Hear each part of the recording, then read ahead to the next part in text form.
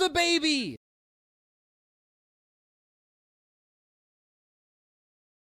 Visa Starfrost.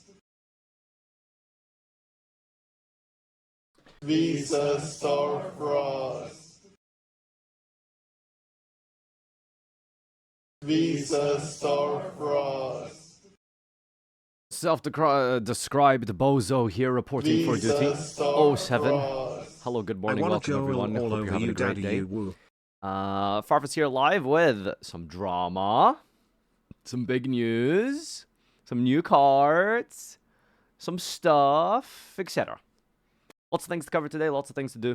And then a little bit later, we're going to be grinding some Macedo and practicing the current format of Macedo. We haven't really tried to play Macedo very seriously in a number of seasons now.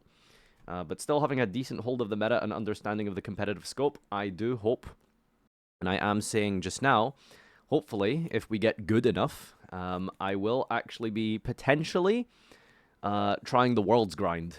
Yeah, it begins now. The season has already started, and I think it will make for some decent content. We'll give it a shot. But yeah, the Worlds Championship grind for 2024 is technically already going to begin in a week. In an entire week, it's already beginning. Hope to see you there. We'll see. I'll give it a shot. There's a lot of practice and there's a lot of things to, cover before we get to that stage and before we're at that level of a player.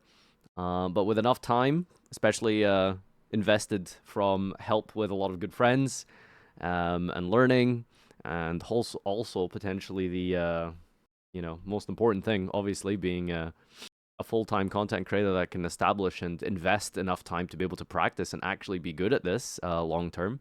It's a real potential possibility that if we do our hardest, we might be able to make it. We'll see, though. We'll see.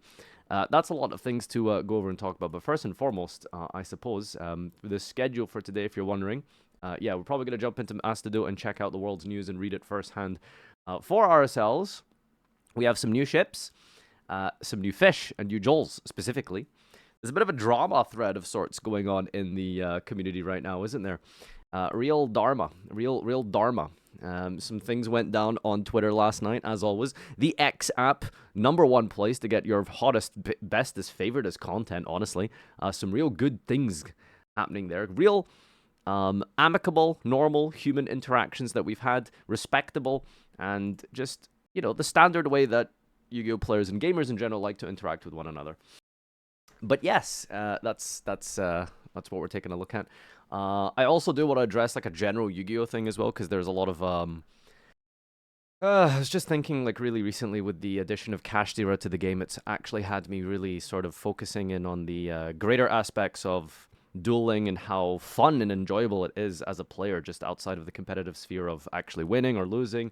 How do you actually interact and how do you actually play the game when you are in that situation of winning and losing? Is it fun? Is it enjoyable? Is there frustrating ways to lose? Is there exciting ways to lose? I'll be here for it all with the rest of the pile. Almost convoluted, but is kind of a thing that you could potentially look at. Is like there is ways to lose in fun ways or win in not so satisfying ways. We'll see. Visor guy, thank you so much for the 21 months. Good luck with the grind. I'll be here for all of it with the rest of the pile. We'll see. We'll see.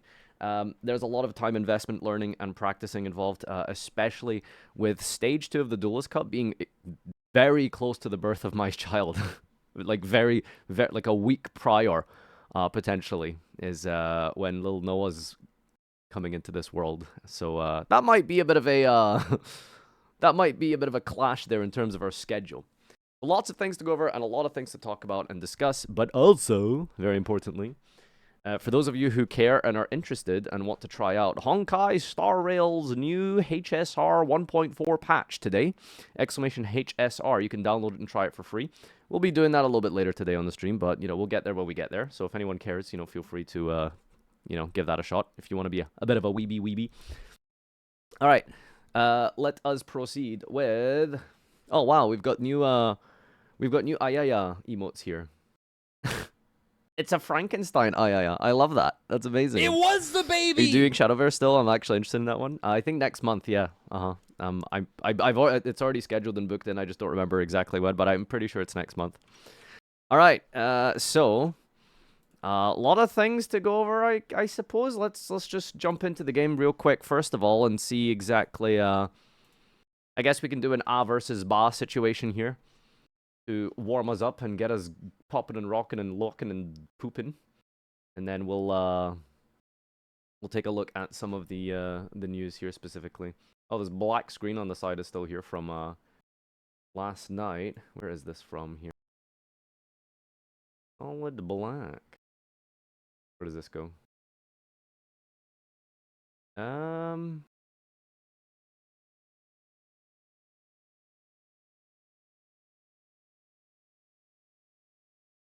Okay, there we go. Fix that. Okay, let's jump in and take a look. First and foremost, do this IRL. I could combine it with Pop Friend. How does that sound? Why would you need a black box there? Don't worry about it. Okay, well, what's this? Advance notice of revision, selling prices in some currencies. Applicable currencies, USD, Canadian, New York. Yes, the most irrelevant one, am I right? Issue with card effect resolution, Pearly and Perlily. The effect of special exceeds is activated while you have 19 or more cards in your hand. The quick play may not be attached to it as a material from your hand. Wow, so there was a bug where if you had 19 plus cards in hand, you would not be able to use the effect of the Pearly and Perlily to rank up. That's kind of crazy, but like, who is this really applying to? When would this ever really be the case?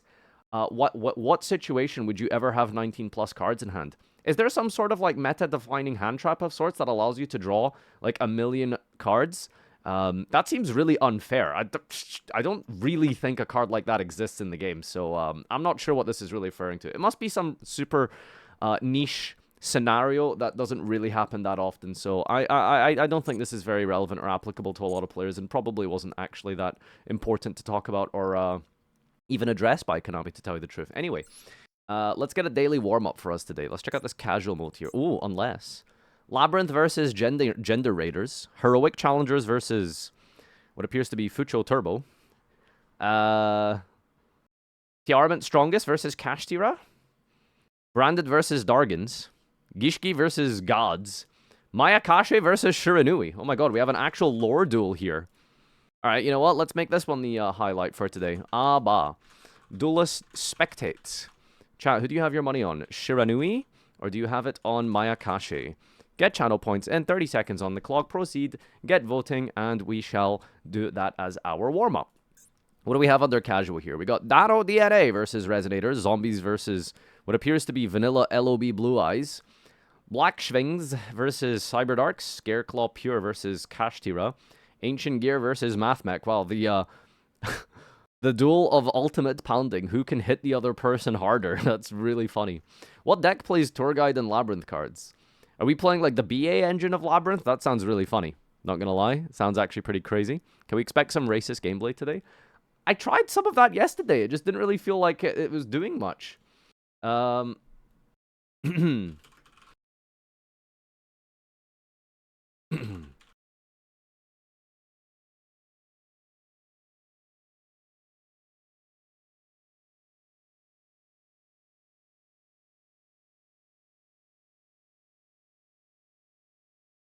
One second.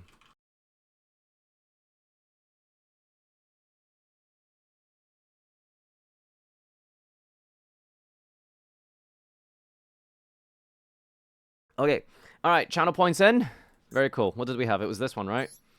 Ranked gaming over here. I have so many, like, things on the screen. Racist no more. Yeah, we've been redeemed. What can I say? Absolutely redeemed. All right, what you got for me? This appears to be the average standard Shiranui gaming hand here. Normal summon, or rather, beginning with Foolish Amphibian. Oh, it's not actually Shiranui, it's Mayakashi. I suppose we're combining both. This is a bit of a betrayal deck list, I'm not gonna lie. Our opponent's on 60 cards, by the way. Truly doesn't want to deck out to the Maxi challenge, considering how this is a deck that might be able to potentially do that, which is very funny. Alright, we got Daki special summoning and activating the effect 50,000 times here. To what end, you may ask? What is indeed the end goal of such a combo here? Well, here's the furry man himself, Yoko Ono. Special summon, climb up into the Yuki-Onna, the Ice Mayakashi. Bring back Daki. So what does this deck actually do? Climbs up to the Link 3, Yuki-Onna, the Ice Mayakashi. Icicle Mayakashi. you guys know that ice beats dragon? I learned that from a little game called Black and White. I don't understand. What am I looking at here? Absolute 0 plus a Daki on the field. I'm going to go Droplet negating both here. Chaining the Banshee to activate and get a Zombie World out of the deck here. Alright, well, this card's negated, so I'm not even going to bother reading it. So that's unlucky. We got double Veiler, though. That should probably stop something important here. I'm going to go Glow Up Bloom and Special Summon King Bald Boy out of the deck here. Setting to end of main activating Veiler. Chaining the effect of the Mayakashi Icicle in the graveyard to banish. Chaining the effect of the Doom King Baladrock to chain Veiler. Is there some sort of trigger requirement from discarding a card in the graveyard? That's why we had to use 2 Veilers instead of just the 1? Okay. This triggers. Brings back the Tengu, which destroys a spell and trap on the field here. Chains the effect of the Yuki Onna, which is negated regardless. Chains the effect of Baladrock, which is negated by Veiler. Very confusing duel right now. It's negated. It's negated. And this destroys a random back row. It's Sanguine. Sanguine activates to set a Conquador, Aminosaur, Archosaur. Oh my god, 7 cities of the Golden Land. Battle phase summon Fraulein. Fraulein pay 3,000, take 4,350 off the Bald Boy here. Activate 7 cities. Link summon up into the suck here. Okay. Concerning. Draw for turn. Maximum C. In the standby. Chain the Cucaracha. To the response of Baladrock bringing itself back. Chaining Sanguino. In response to the Maxi here to get Gold Boy. We had double Sanguine, I see. Summons out the Eldritch, the Golden Lord here. Are we going to see purple Golden Lord? Brings out the Baladrock from the graveyard here. Draws a card off the suck. Has a Thunderbolt off the top to force out this Baladrock, but it gets the trigger anyway from the sucker. Banishing Tengu. Main phase Uno. We've got Thunderbolt. Yeets away the monsters here. Do we have follow-up? Kind of? Yuki Muzumi goes up into a synchro here. And there it is. We're going to climb up with a Daki. Daki into Tsuchigumo. And Daki brings itself back. We're going to keep climbing here. Do we have 5,000 damage? Here's the second Tengu.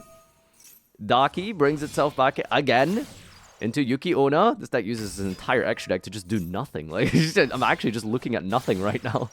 Here's the Icicle Mayakashi here. Bring back the Daki. Gonna go for the Link 4 this time. Up into the Absolute Zero Mayakashi. Do we seriously just not have, like, game? Really? Oh, okay, we got Mizuki here. Mizuki brings back Tengu. And that looks like it's enough here, right? Pops the 7 cities of the Golden Land. 29. And 26. Tengu for game. Lore duel concluded, baby. Oh my god. Sure. I don't know how I can really describe that opponent's deck as Shiranui, but very well. Alright, Mayakashi taking it down. Who would have thought that could happen? It's just that was bizarre, that was weird, but we'll take it. Alright. Okay, very fun. Do we have anything else that's hilarious here? Honestly, I'm down to watch this Ancient Gear versus Math Mech duel. Let's make that a little prediction. Alright, chat. Get your channel points in. Math Mech or Ancient Gear. Beginning prediction now. Put your channel points up. Take your money and put it where your mouth is. And stick it and smoke it and eat it. Because now it is time for 444. The greatest ultimate pounding between I hit you versus you hit me. The immovable object versus the... Well, I guess it's more like the unstoppable force. The unstoppable force versus the unstoppable force. Who shall be victorious? Maybe it will be one of the unstoppable forces. We shall find out. Da da da dum. Da da da da dum. Da da da da dum. Da da da da da. Watch Quanto versus Tintu from Worlds. Yes, let's watch the replay from 4 months ago. That sounds like fun content. Alright, channel points in. Let us proceed. Who will hit the other person harder? To get yourself into the world competitor mindset. Will I activate my conditional on-summon trigger effect? Or shall I save it for next world for... You know what? Quanto's gonna get a bonus Rhino Heart effect at the next World Championship. He was saving it for the next World Championship. Oh, okay. Time for Peeps' favorite deck. It's Earth Machine. Going to immediately just imperm the normal summon of the Infinitrack Anchor Drill. Which, correct me if I'm wrong, that seems completely garbage. Unless... Unless... He didn't even trigger it, though. Oh, he did activate it, actually. Never mind. Alright, we got Lightning Storm into full combo here. Alright, chat. I'm cancelling and refunding if this is all this is. Like, Hand Trap into Lightning Storm into Summon Update, Summon Access. Like, there's no way we're, like, doing this as our daily duel heal. Okay, to be fair, it looks like we're making the big Chungus. Oh my god. Nayuta. Battle Phase. Effect. Send. Multiply. Duplicate. 10.4 damage! Short and sweet. That's how every Yu-Gi-Oh! Duel should be. Every single Yu-Gi-Oh! Duel should be like this and this only. Can you believe it? Good to see. Good to see. Alright. Yeah, that one was not great, but, you know, it is what it is. Do we have anything else that looks funny here? Hashtira versus Heroic Challengers. Fish versus Sword Soul. Oh my god, okay, hang on. My interest has been piqued. Did I miss the big news? It's just the Worlds thing, and then we have a bit of drama to cover on Twitter, which we haven't done yet. I'm just doing these, I'm just looking at these little, what's it called first? Let's look at the tryout duels. Oh, there's replays for them? Oh yeah, of course. Snoppus and Pixie. Gameciel, Beautiful Princess. Is this a good hand? Well, there's a Kaiju here, so there must be something decent to do here. Catch Me at the Girl's Funeral, etc., etc. Yu-Gi-Oh! Was the worst. I'm glad he's not making content anymore. Draw, add, activate, emergence. Small point of arguably better gameplay. It's stronger to go into a long one directly instead of searching emerges to get the long one. Just because it just leaves a resource in your deck that you might actually use. Okay, we just made a Chow Fang with I thought it was going to be water, which was going to be the end of the duel, because I think we used Mo Yi. But we had Gameciel, so it's all good. That seems to be the best card in the deck for starting off here. We're going to go Leaf Fish off of the Tuna, but our opponent has Infinite Impermanente. Activate the Extender, though. We've got Supe! Whoa, that's a... I'm the Sword Soul player now! Okay, banish a Snoppos here. Activate the effect of Chungus. Chaining Snoppos. Banishing Leaf Fish. Whose field is here? Okay, Uno Reverse. Would you look at that? Adds this back to the hand with something. Big Chungus. Banishing a Light and a Dark here. Battle Phase. Punch the Gameciel. And do we have any other setup here, it looks like? Not really. Okay, we're just going to have the Standby Phase returning. And retrieval of the boys, I suppose. Oh my god, Taya effect to banish. Well, this is awkward. What the hell is the effect of Summit? I've never played Summit in a Sword Soul deck list, by the way. Okay, banish the token and Chi-Shao. Battle Phase. Crash the Taya. Do we have a Tenyi? Nope, we're just giving up, it looks like. Damn, I mean, it seems like the way to win the mirror match in Sword Soul is just to be the one who summons out Cheng Ying. Okay. In the question and assumption of the philosophical debate between catching a girl at the funeral or protecting Moji, I think we know what the winner Mr. is there. Streamer Man. Best wishes to you and your wife for the future. Thank you so much, everyone. J. Alex, appreciate Dracofire, Blood Edge, Don Shishoto, Visor Guy, Shinuzi. Thank you all for your subs and resubs. Thank you, thank you, thank you. Alright, chat, that's enough Duel Live today. That was pretty cool. Let's take a look at the notifications and the news that we have here. We've got Duelist Cup announcements. Oh, we have so much news here, ladies and gentlemen. So, let's just dive right into it and talk about this real quick. So, the Duelist Cup event will take place during the dates listed below, and the 24 season has already begun and commenced. Basically, TLDR, what's going on is that we are having a World Championship qualifying path towards Worlds of next year that is beginning now already and will not just be contained within a singular tournament at the end of the season next summer, which is what happened this year. Now, there's a couple of positives to that, but also a couple of downsides. We'll talk about that. From this season, the World Championship Final Invitation will be awarded in the following ways. The World Championship Qualifier Top Rankings, which I'm pretty sure the World Championship Qualifier specifically refers to that one singular event that is 3 days, that is held in July or whatever, or June, compared to this year, but it will be 24 instead of 23, and that is how you qualify. The top ranked players in each area for the 24 season will be awarded the invitation as team leaders. Probably very similar path and situation exactly to what happened this year. However, we also have more players attending here in the top ranking of the second stage of the Duelist Cup. So if you remember what the Duelist Cup events are, they're basically like the mini World Championship qualifiers we've had in Master Duel, but kind of just for fun and no real reward other than like maybe like a skin. I think you get like a plaque or a profile picture and some sleeves for just attending and playing. I suppose that's like a thing. And each Duelist Cup of the 24 season to be held 3 times in total, including this month, the top ranking players of the second stage will be granted a World Championships final invitation as team leaders. So in each of them, now I'm not sure what that really means if you earn a world spot potentially 3 times, or if it's an accumulated point system, because it seems to be a little bit fuzzy on the wording.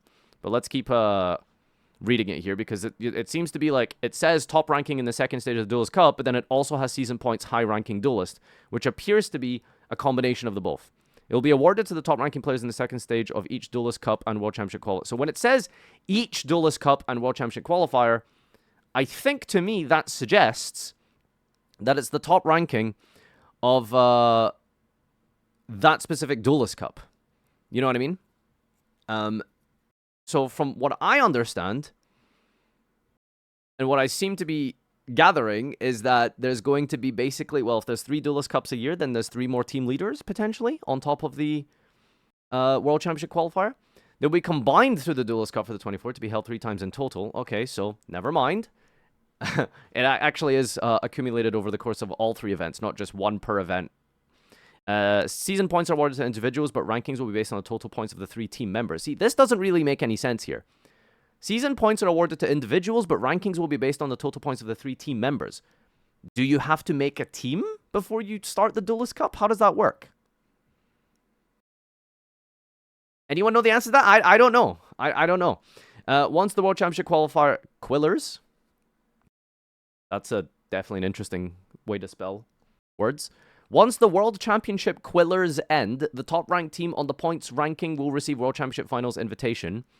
So this is just the same as last year. Details including tournament method and number of participants are still under consideration. No number of teams can receive the finals invitation may be changed from current number, 1 team. Details will be posted once they're fixed. Season points will be reset at the end of the 2024. Number of points awarded, check the event details on the event page available after October 17. Winning team of the 23 World Championship will be invited as participating to the 24 World Championship. So this is great news and fantastic information to be given to exactly 3 people on this planet. So this entire sentence here applies to absolutely no one except 3 exact specific people. So congrats to them. Team Snipe Hunters running it back, I suppose. The finals participants chosen at the World Championship qualifiers, top-ranking players in the second stage, season points, high-ranking duels, and previous WCS winning team shall not overlap. In the event of duplicate entries, they will be carried over. So this is what's also kind of confusing, because it seems to sort of suggest that there are 3 different categories and methods for qualifying. So number 1 is the top-ranking players in the second stage, which is the one we talked about. But then there's also a second category that they've listed here, which is the season points high-ranking duelist. The season points high-ranking duelist, they explained, was in reference to the people who got points from the Duelist Cup Stage 2. So, those are the same people, isn't it? Why is it split into 3 categories total when those are basically the same people? Unless I'm misinterpreting or misunderstanding this, the top-ranking players in the second stage of the Duelist Cup are the same people as the season points high-ranking duelists. That's how you get the points. I don't understand. Anyway, as well as the 3rd category, which is the previous team. Fair enough.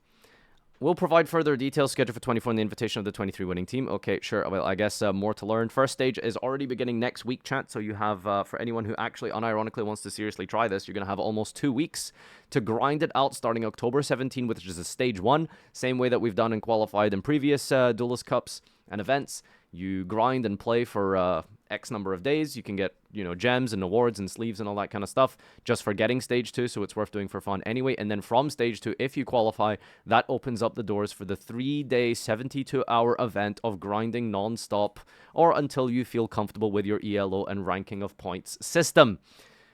That's going to be on October 27 to October 30. Now, my plan is we'll see how good we can get at Master Duel. We're going to see how good and how talented we can become at the game in a relatively short amount of time between now and the end of this month. Because I think that even just for fun, even if it doesn't go well, even just like a modest goal of like top X 10 or top 100 or something like that, might potentially, maybe, just be fun and worth good content anyway. We'll see. We'll see. I mean, it's basically going to be the last ever major, like, content type of thing I can do before my child is born. Little Noah is due on November 4th, technically, but there is a real chance that he will be born before that. So it's a 3-day event, and, you know, maybe, if we have the time, if Nora doesn't go into labor too early, then it might be worth trying even just for fun, regardless of our performance. We'll see. We'll see. But I do definitely want to maybe consider seriously trying this out. I don't know how good we are at the game just yet on a total scale here. I mean, definitely, we did beat Josh yesterday in a cube draft, so that has to count for something, Clueless. So, you know, we'll see. After final rankings are announced on November 3rd, 4 a.m. Final tally of the rankings will be made after Duels Cup ends.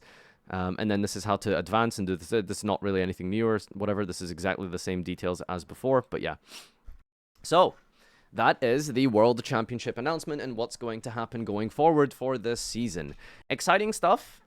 Sounds cool, but also kind of, let's be real, a bit sweaty and degenerate for anyone who wants to actually try this. Because now, instead of playing 24/7 nonstop in one singular event at the end of the year at the World Championship qualifier, now you got to do that 3 times if you want to maximize your chances. You could just not play the Duelist Cups and only play the 3-day event at the end of the year, or season.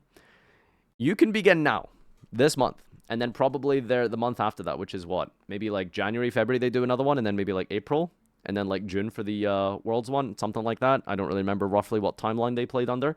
But, I mean, that's... You don't have to do the Duelist Cups, but if you want to maximize your chances, you probably want to enter each and every one of them. How serious do you want to make it? How serious do you want to take it? That's kind of up to you. We'll see. All right, that's the news there. Subi Moshia, yes, buddy, I do. Praying for the safety and sanctity of every innocent and civilian person in any conflict, all right? Not really something I'm going to be discussing on a Yu-Gi-Oh! Twitch stream, okay? Thanks for your concern. But it's not really the topic of discussion for today or really the appropriate platform for that type of, you know, right? So I've seen you spamming it a couple times, but maybe that's not really the appropriate place for this kind of discussion. Thank you, buddy. All right.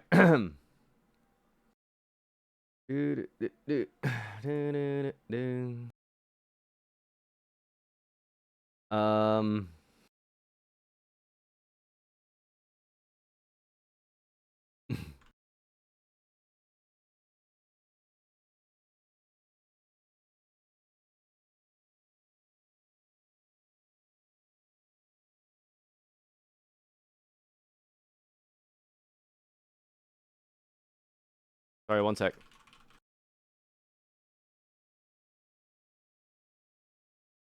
Okay, yeah. Let's move on here. What else do we have in the old agenda today? We want to do a couple of duels first before we dive in. Let's see, what do we got? We got the updated play rate, we got the drama thread we can talk about, we got this little rant thing into a video that I want to talk about, we got the goatee support here. Want to read the new cards? Let's take a look at the new cards first, I suppose. Alright, new ships, new cards, new ships. Light the way with fish lamp, Finny. Bolt on something. Magispector Dracoslayer Pendulum Control featuring Finny support. Where is Magispector Kirin? Where is Kirin? Alright, so this is the new synchro here, and this is the new goatees. Alright. Check it out, check it out, check it out, check it out. Alright, let's begin. New fish! New fish! New fish! Goatee got some support here.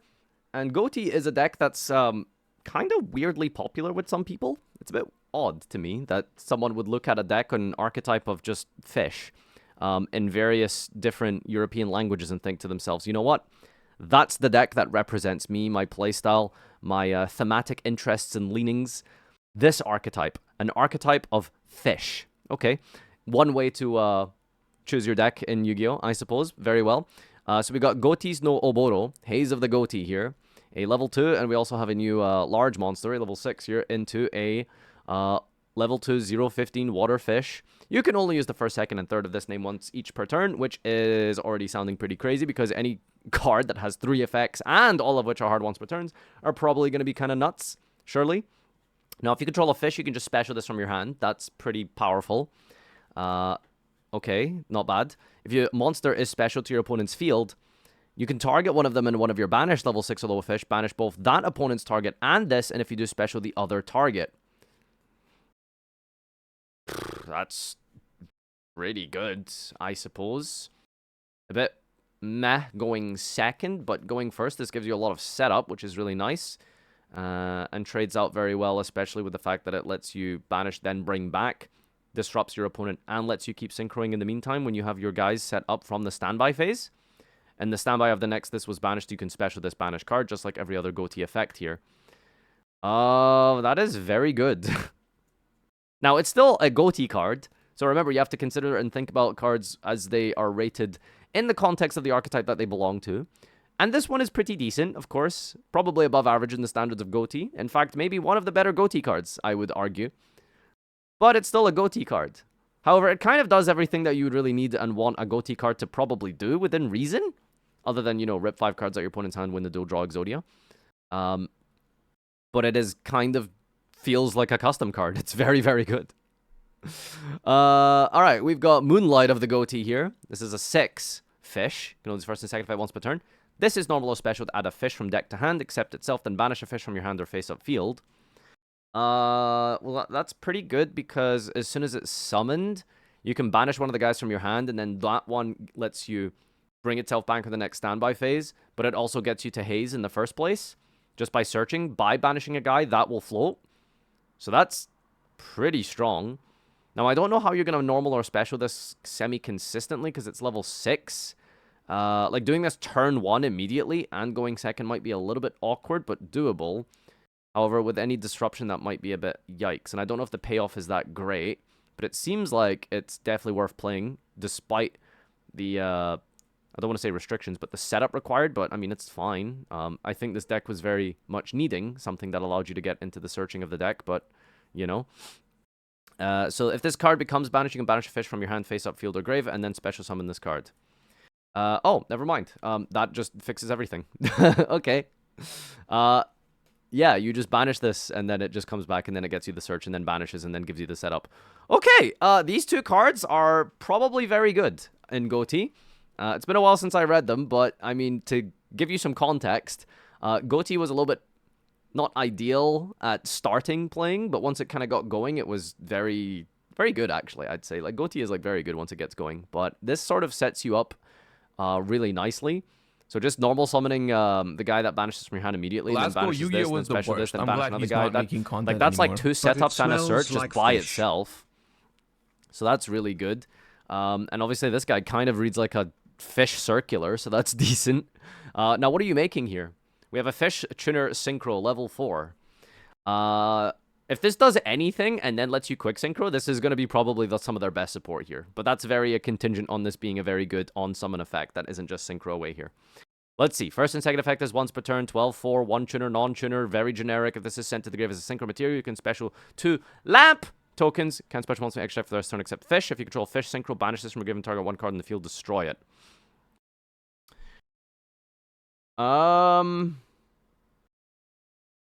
I don't know how you can really use this to quick synchro if you don't have setup. That's the problem. Like, here's the thing. Every time I read a new card, I'm always reading it as, like, you know, in a realistic game scenario.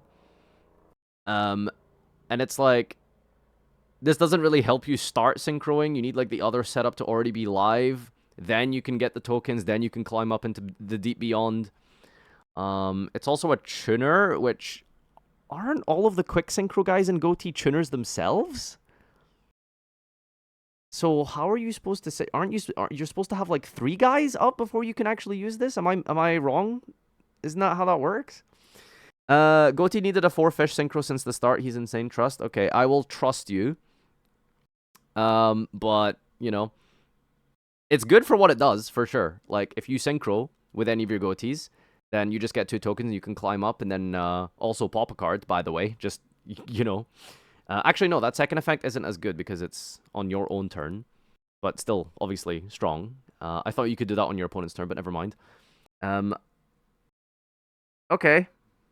It's fine, I suppose. It works with the new cards, which is the most important thing. So I suppose that's like the logic behind this. The new one is a non-tuner, right? So that helps you make it...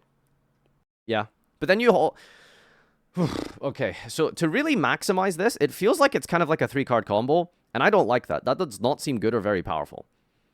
So I think I'm going to really sort of analyze this and give my take as maybe like an above average. I'll say it's like above average, but not that much above average.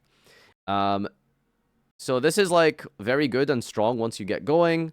But the problem with Goatee, again, seems to remain that there isn't really a ton of ways for the deck to get going that isn't very so easily interruptible. And I don't like to use the argument of like, oh, but this loses to this or this loses to that. The problem is like, if your like 3-card combo loses to like a disruption, then it doesn't seem like it's very good, is it?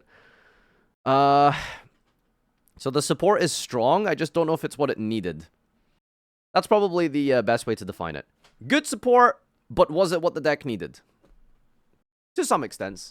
The Searcher guy is like very good. But yeah. Okay, very cool. Goatee support in the tank. Ha ha ha.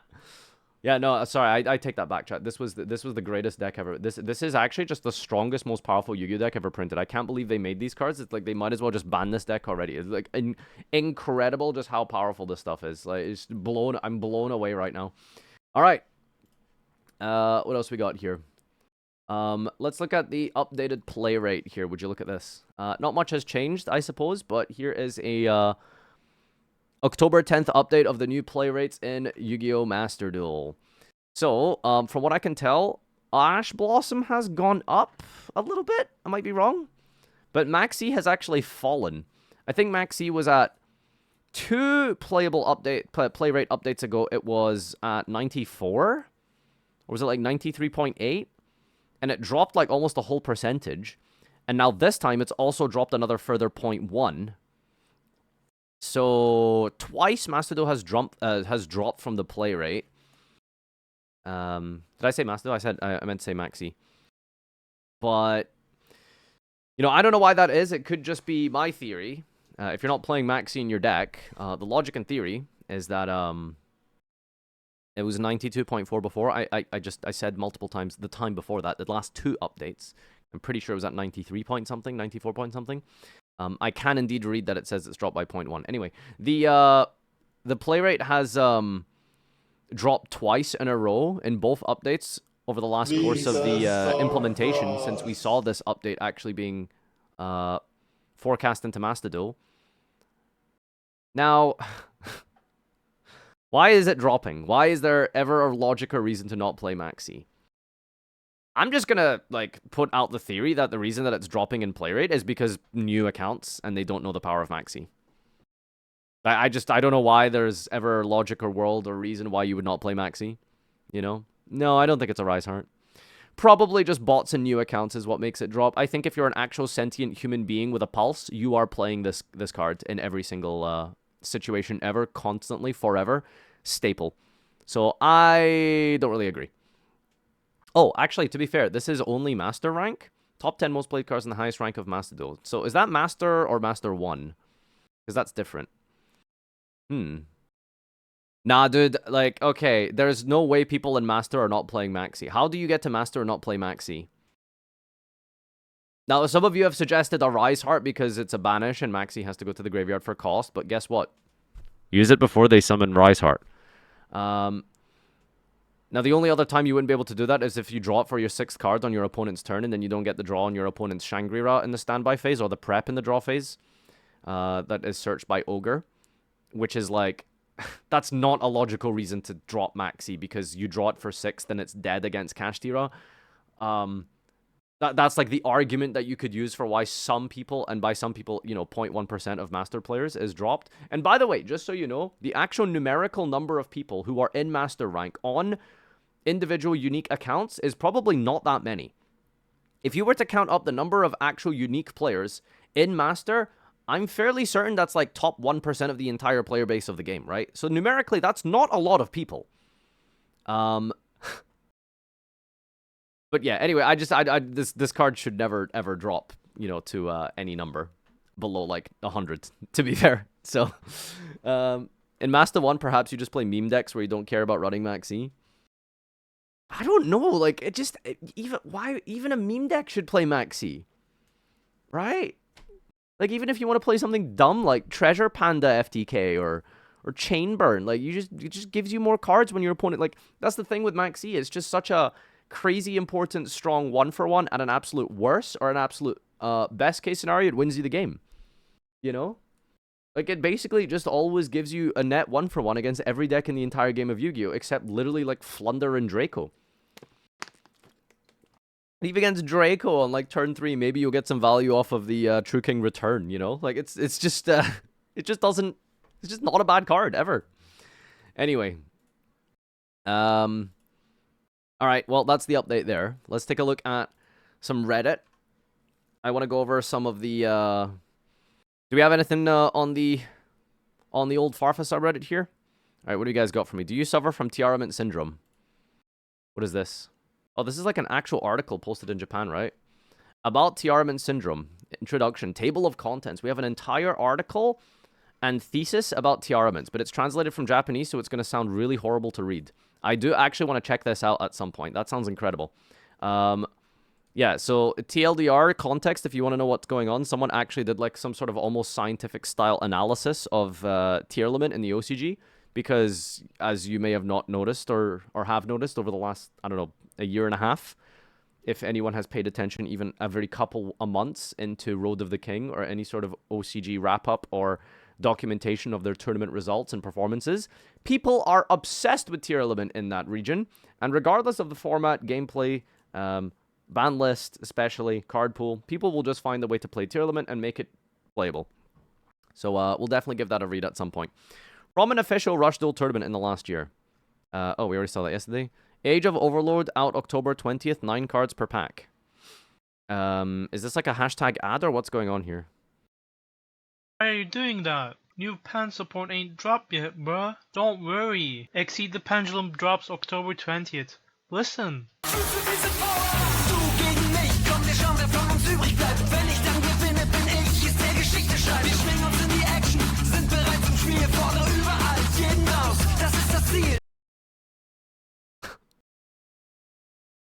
Huh? Huh? What? Huh? What was I supposed to take away from that? Thank you, Prostel. Very cool. That killed some of my brain cells. 2 upvotes. Wow. Very nice. Okay. All right. Do we want to read the Macedo takes first? Okay, let's read the scientific analysis here. Okay, so about Tearlament syndrome, or curse, shall we say, posted by Yamakia, a Japanese article, blog post of sorts, explaining the obsession that Tearlament has over in the OCG. This is obviously translated by Google, so this is going to be very, very hard to read at some points, but I'll do my best here to try and make sense of it. This is a breakdown and semi sort of kind of analysis of Tearlament and why it is the most beloved deck in the OCG, and how despite the format, ban list, card pool, or timeline, people seem to try and attempt to play Tearlament in any shape and form over in Japan. Why? Well, let's find out. Okay, so we got an entire table of contents here, which has an introduction. What is the syndrome? Why does it exist? What is it dependent on? The purposes, and how do you deal with it? Forgetting, using a high-power deck. Better yet, let's get along. Try a new deck. So, TLDR, what I can see here is that the overall kind of conclusion this person draws is that, why don't you try a different deck? Wow. Yeah, I mean, so simple to say and suggest to people who are obsessed with a pet deck, right? Just play a different deck. All right, we'll see. Here's the introduction. Hello, this is Yamakia. Are you reading this article or someone around you is feeling the same way? I feel like the power of the deck I'm currently using is low, and it's stressful to have a trigger to stop my development. I can't bear to lose to a sloppy flip card like Barrier Wave or an Antagonist. What is Antagonist? Is that like Kaiju? And the D-Barrier, I suppose, is Barrier Wave. All of these things that will come naturally to you if you play Yu-Gi-Oh!, especially if you've been feeling a lot this way lately. By any chance, were you using Tearlament? If so, you may be suffering from Tearlament syndrome. For those of you wondering what it is, let me explain. Tearlament syndrome is a symptom where after using Tearlaments, if you use another deck, you feel unsatisfied and end up deciding to use Tearlament again. Specifically, Tearlament has been restricted, and you try using other decks, but the deployment stops after 1 or 2 cards are triggered, and even if you deploy first, it is easily overturned by kaijus, etc. When I take the second attack and the game doesn't trigger, I can't even turn it over. I can't just say, well, it can't be helped, and I end up feeling angry and think, why did I have to go through this? I don't really understand what this paragraph is saying, but maybe something along the lines of Tearlament, it doesn't really lose to kaijus that much, but other decks do, so it feels unsatisfying because... Yes? Okay.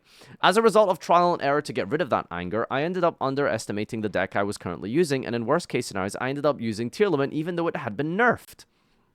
Alright, let's see what the cycle of, violence is in the OCG here. We get angry and sad because Magic Dragon and Kekbek are banned, but we still have Kit Kaloss and Fenrir. It looks like we lose to Pearly, but then we draw Shirin Agido. We feel satisfied and happy, but then Tearlament gets hit on the ban list again. I think that's what the cycle is suggesting is. Okay. So people who have used Tearlament and have a higher level understanding to it are more likely to fall into this condition and become addicted to it. That's because I was obsessed with Tearlament. As anyone who has played it at least once will understand, the deck can continue to take advantage indefinitely with permanent cards such as Scream and Sullick, so it can receive triggers such as Urara Ashen, Effect Veiler, and Bubble Shadow. Okay, what the hell is Bubble Shadow? Oh, that's Imperm! Infinite Bubble Shadow. Okay, so I think he's saying that it's satisfying because Scream and Sullick help you play through cards like Ash, Veiler, and Imperm. It's completely fine, and above all, if Kekbek or Agido fails, you can penetrate everything. I think if Agido or Kekbek falls, it doesn't mean fall as in fail, it means fall as in resolves. You can penetrate anything. Don't make it sexual, chat. Don't make it sexual. It means penetrate like goals, right? If you advance your strategy, you will have a wealth of resources in hand and grave in addition to monsters and magic traps, and you will be able to avoid a jam situation even if your board is returned with a few flips. Trap cards, I think. Above all, even if you attack second, if you can get through Agido and Kelbeck, you'll be able to defeat any opponent with overwhelming amount of resources. Well, let's hope they don't ban the Millers, clueless. In other words, Tearlament was a deck that was freed from the various stresses of Yu-Gi-Oh! Where triggers don't work, it can't be overturned and can be turned over by the fact. That's why it was regulated. Yes. Once you experience that power, this experience of success sticks in your mind like lime scale on an abandoned sink. Now that is a description. Even if I let go of Tearlament and use another deck due to the revised restrictions, I still can't shake the feeling of confusion. When it comes to Duel, I can't help but think if this was Tiara, it would have been able to penetrate. If this was Tiara, it wouldn't have turned over. Or if this was Tiara, it would have been able to turn over. So every time this person duels, he feels like Tearlament should be able to win and it's the best deck, etc., and it feels bad for him when he isn't playing Tier, I think. Is that what we're gathering here? Something like that? Of course, you think about it calmly. Tiara can also be triggered and stopped, and Tiara should have a point of differentiation from other decks, such as being heavily affected by attractors, but I think the player himself noticed it without realizing. Its high power somehow convinces me. In the end, you end up deciding that the deck you're currently using is somehow weak, and you end up not being able to calmly grasp the environment or recognize the relative power of the deck. This is because I have become accustomed to the excessive power of Tearlaments. There's no way they think that Tearlament is still, like, really high power and ceiling, even after, like, 9 ban lists. Really? The problem is every time Tearlament is hit, a new plan is developed, so it's still possible. A place that creates a great atmosphere. Unlike other expansion decks that repeatedly search and recruit, Tearlament is a deck that deploys by managing graveyard resources. So by incorporating cards that increase the grave and cards that can be deployed when they fall into the grave, specific cards can be created. Even if it's regulated, some repairs will still be effective. Well, if you hit Tearlament too hard, it doesn't really matter, because guess what? Just put stuff in the graveyard, it's the best deck, I guess, right? OCG Tearlament have continued to be revived many times in different forms, even though they have been regulated. Kit Kalos ban, Tiara is over. Mairyu Hafu Kekbek restriction, Tiara is over. Survival. Because we have a track record, even if we're subject to some restrictions, we can think to ourselves and we incorporate this, we can still do it. So anytime there's a hit or a ban list, they can still keep going, huh? The power of Tearlament is so high you can do a certain amount of things and you will never forget about Tearlaments. At this point, it's a curse, and I have to exercise it. This is the final stage. Okay, let cook. They get caught up in the preconceived notion that Tearlaments are the strongest. Thank you, Tearlament strongest. And they end up using Tearlament for the purpose of using Tearlament, even though they're used to winning. When that happens, cards that are sent to the grave, and cards that increase the grave, and cards that use effects in the grave all start to look strong. And it becomes difficult to make calm decisions. But then you try out the deck in actual combat, and you get beaten up by multiple triggers and start over again. Many people are unaware of this symptom and don't want to admit it, and once they get to this stage, it becomes difficult to get out on their own. How to deal with it? Forget. It would be best if I could forget. There was no such thing as Tearlament. I don't know any deck like that. If you think so, time will tell. However, if it were so easy to forget, I wouldn't call it a syndrome. It's a syndrome because it's highly addictive and difficult to break free from. Why don't we try use a high power deck? Now, the reason I can't forget Tearlament is because of the success I had in destroying other decks with its high power. If you can overwhelm other decks with the same high power, you might be able to top off that experience. Is there such a deck? Better yet, let's get to... I don't know what this means, I can't translate. It might be good too. In fact, it can be said that because there were so many people like Tearlament, it continued to dominate the environment for a long time. While it's fine if you're just doing it as a hobby, it becomes difficult to use Tearlament for the purpose of winning. The banning of Agido Kerbek robbed Tearlament of both its stability and explosive power, resulting in a deck that couldn't create any disruptions or resources when going first and didn't have the trouble to interfere going second.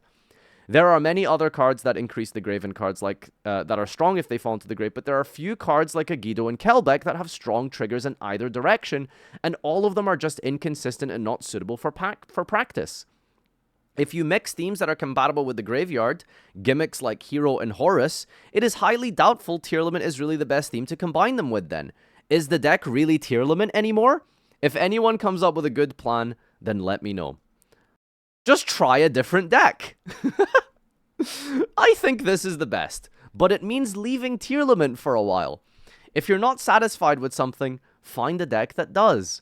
But is there such a deck? You might think that. But what's important is the process. As you chase the illusion of Tearlament and try out decks one after another, you probably start to notice the Yu-Gi-Oh! Power line you're playing.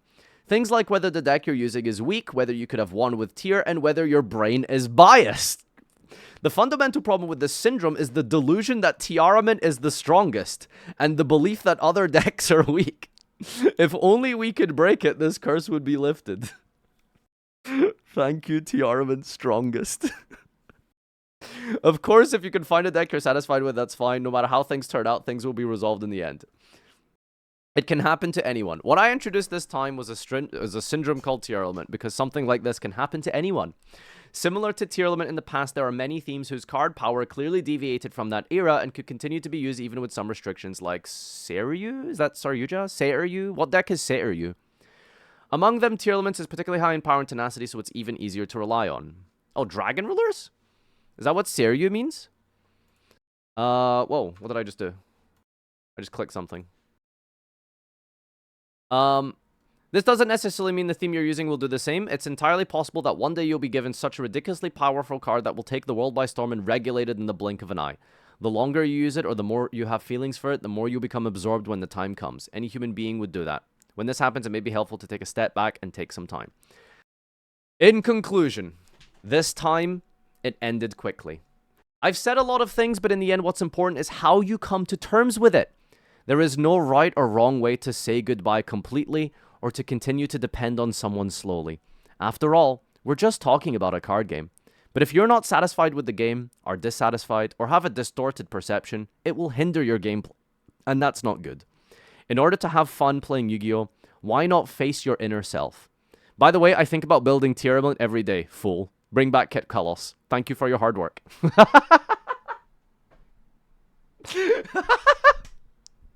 By the way, I think about building Tier every day. What is Kit Kalos at in OCG these days? Is she banned? I don't know. I'm tracking like 3 different formats. I always get confused. It's banned over there. It was banned recently, right? She's dead. Bring back Kit Kalos. Okay, alright, fair. Well, there it is, chat. For some reason, I don't think it's really the case as much in TCG. People do obviously really like Tearlament in TCG. But I don't know, like Tearlament in OCG really is like a just a cultural cornerstone of competitive Yu-Gi-Oh!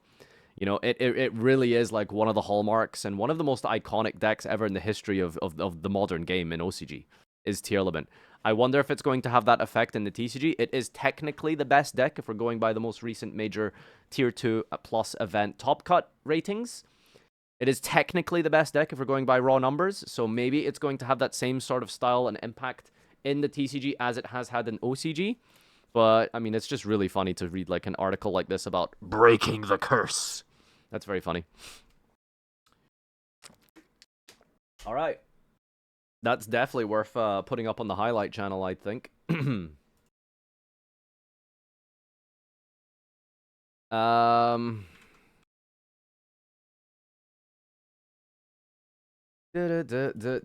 right. Should we look at the Dharma now? I think we'll look at the Dharma a little bit later and afterwards. I did want to go over something, and I think it'll make for an interesting discussion.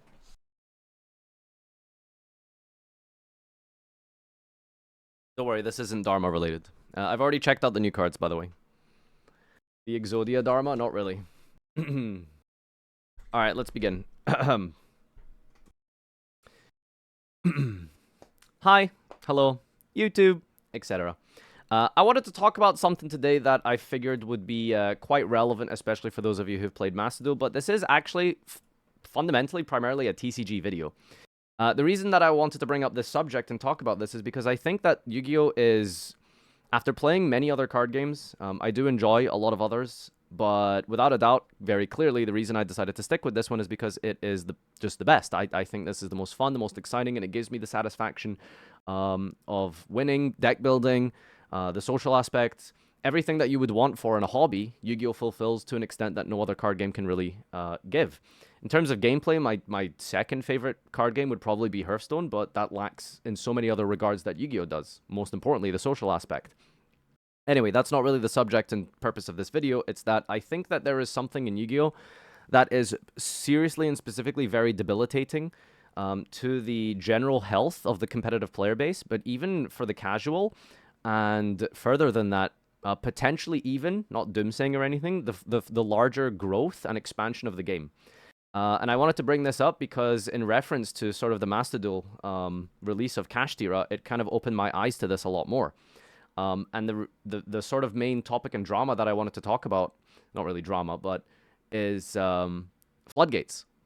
And it's something that we've talked about multiple times, constantly throughout years of, Yu-Gi-Oh! And just the constant developing, shifting of the metagame. Something about this game just brings people in and makes you want to play constantly all the time. But format to format, consistently, for a number of years now, I feel like the real full potential of a format either almost instantly gets exploited by floodgates or is so plagued by floodgates that it takes away any and all of the fun that could have existed in said format.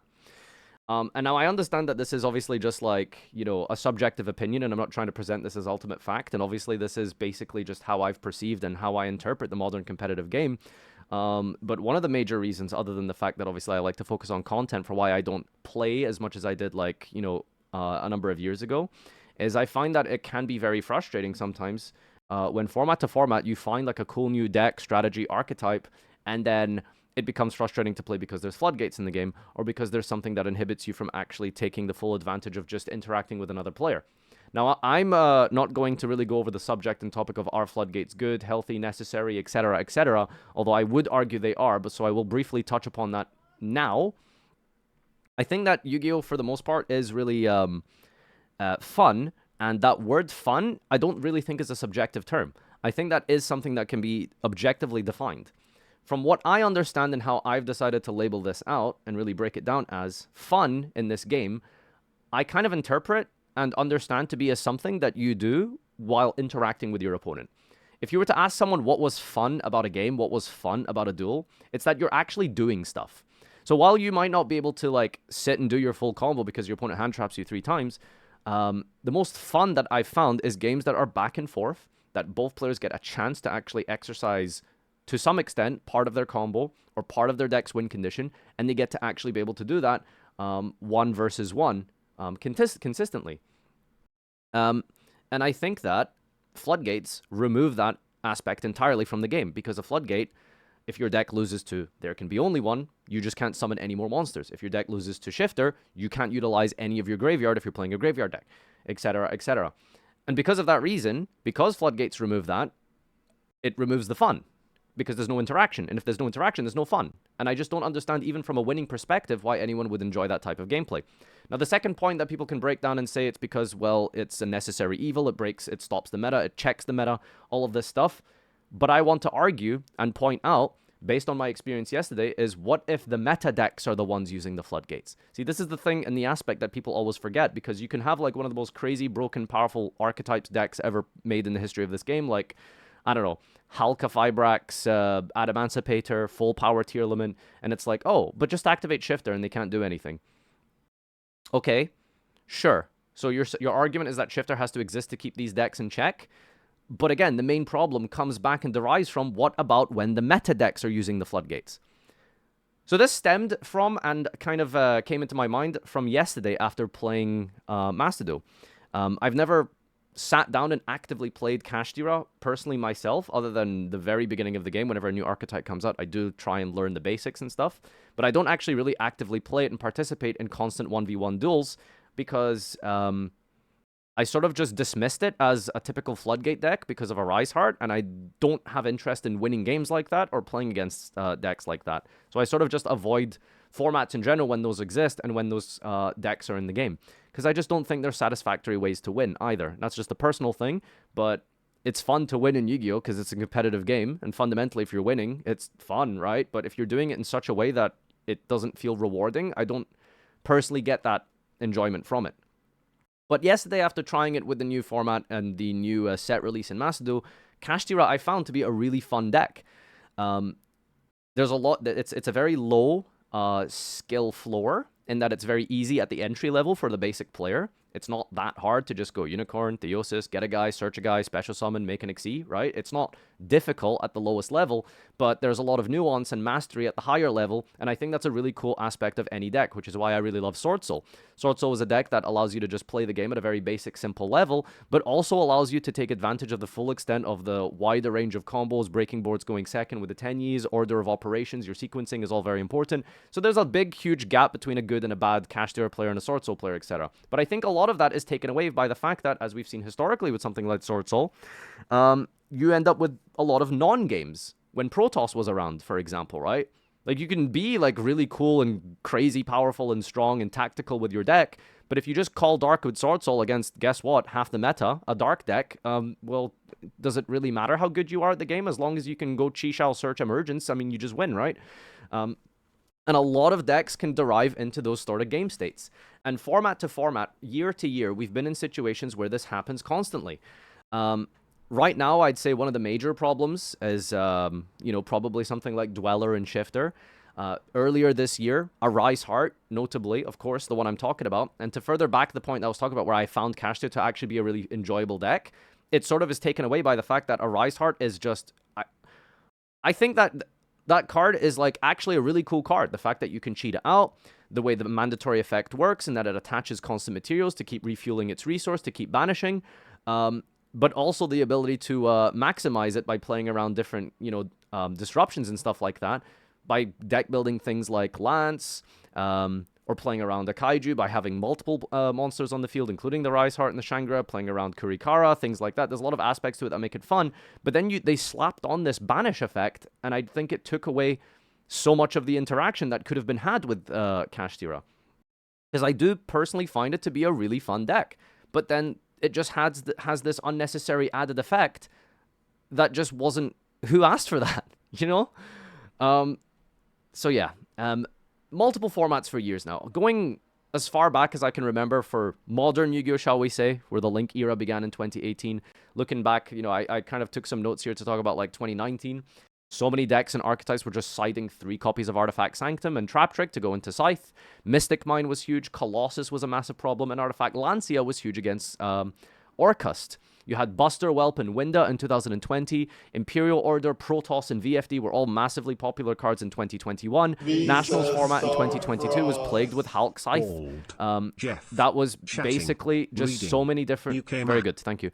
So many different decks were just basically fundamentally Hulk decks in 22 national format, and it was like who could scythe the other person fastest and hardest, and there was plenty of other floodgates in that format. It was one of the worst, plagued by them. Anti-spell fragrance, dimensional barrier, the barrier statue, and then earlier this year, Arise Heart and Shifter, as mentioned.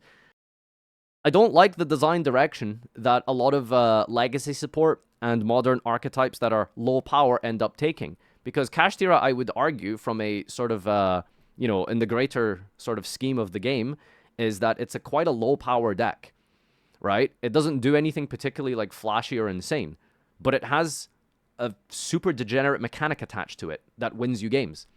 Constantly banishing all of your opponent's monsters or locking down all of their zones. I don't see where the fun interaction comes in that style of gameplay. You know, I don't see where the fun interactive style of gameplay comes in when your opponent summons a barrier statue or activates a lingering dweller where your graveyard deck can't do anything, or when Drolan Lockbird is used on you and your search deck can't search anymore, you know?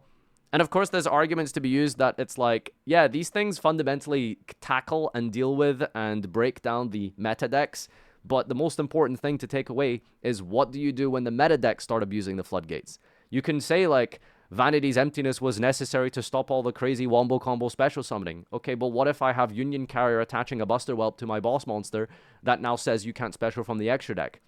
Like, this is just a consistent combo that you can do 94% of the time back with Dragon Link in 2020 or 21 or something. How is that fun? Like, even for you as the non-competitive, non-meta player, you don't get to play either. So I don't understand like who this is really enjoying and benefiting from. So overall, you know, it's not to like doomsay about the game or anything like that. I just feel like the one of the strongest major aspects to take away as we advance forward with new decks, new archetypes, and obviously there's no set rotation, so the way to advance the gameplay becomes very different from from format to format. I just really don't see why slapping on crazy game-ending floodgate effects onto what could have been potentially very cool boss monsters like a Rise Heart. I just don't know who this really is benefiting. And I think it's frustrating because every single format, it looks like there's like potential fun and potential enjoyment to take away from it, but then it gets plagued by some really dominant aspect that is in everyone's side deck or is part of an easy-to-access win condition like Hulk Scythe, for example. Every couple of formats, something like this will pop up, and something like this consistently appears in the metagame. And it's frustrating, and just, I don't personally find very fun. So, yeah, I don't know what the solution is. Is it really to just ban every single card in the game that says no? Is that realistic? No. Is it possible? Potentially. Is it the best solution? I don't know. I don't know what the solution is here. Yu-Gi-Oh! Is a game that's been played in a certain way for years. Stun, anti-meta counter strategies have existed since the dawn of time. You know? From the very beginning where you had to pay 500 life points to activate any card or set any card with, what is it called, Chain Energy, to all the way up today with the Dimension Shifter. These cards have existed and have been around for what feels like millennia. You know? Is that an aspect to take away from the game in totality? I don't know. But one thing is for sure is I feel like it is an overall detriment to the health, fun, and growth of the game. Yeah. I don't really have anything to offer in terms of solutions, but I just genuinely think that the fundamental worst aspect of Yu-Gi-Oh! Is when you can't play the game. That's the worst. That is when Yu-Gi-Oh! Is at its worst when you can't play. And I just feel like that's something that should be addressed. I don't know how. I don't know what the best solution is. I don't know how to address that is, but when you can't play, it's not fun. All right. Comment down below with your thoughts and prayers, etc., etc. Thanks everyone for watching. Signing out. Peace. There you go. Very easy and simple. All right. What was your thoughts and prayers, chat? If only mid-range decks were the most optimal way to play, those decks are based and cool. Well, you say that, but even like the mid-range decks are like very fast and crazy and powerful, right? But anyway, we were talking about floodgates. Omni negates seem to be less frequent. Maybe floodgates are next. A lot of the floodgates are also some of the oldest cards ever. Can't have stun without floodgates. Masquerade is literally chain energy. Having negates is essential, and having cards to prevent cards from even being played is where I draw the line. Floodgates are only really an issue when they like out their own outs, skill drain for example. Or when they synergize too well with them. You know, a Rise Heart Floodgate makes sense lore-wise? I don't give a shit on what the lore reason is. Are you trolling me? A Rise Heart Floodgate makes sense lore. I don't give a fuck about that. Like, bro, the lore. How about here's some good lore that I can give you for a game. Make the game good. There you go. There. Why don't we make that the Vsauce Starfrost lore? Huh? Make the archetype fun. There's some lore for you. Jesus, what kind of argument is that? Yeah, let's show lore. Anti-spell's been legal since it was printed over a decade ago, and even through Pend era, etc. It's an aspect that they won't remove.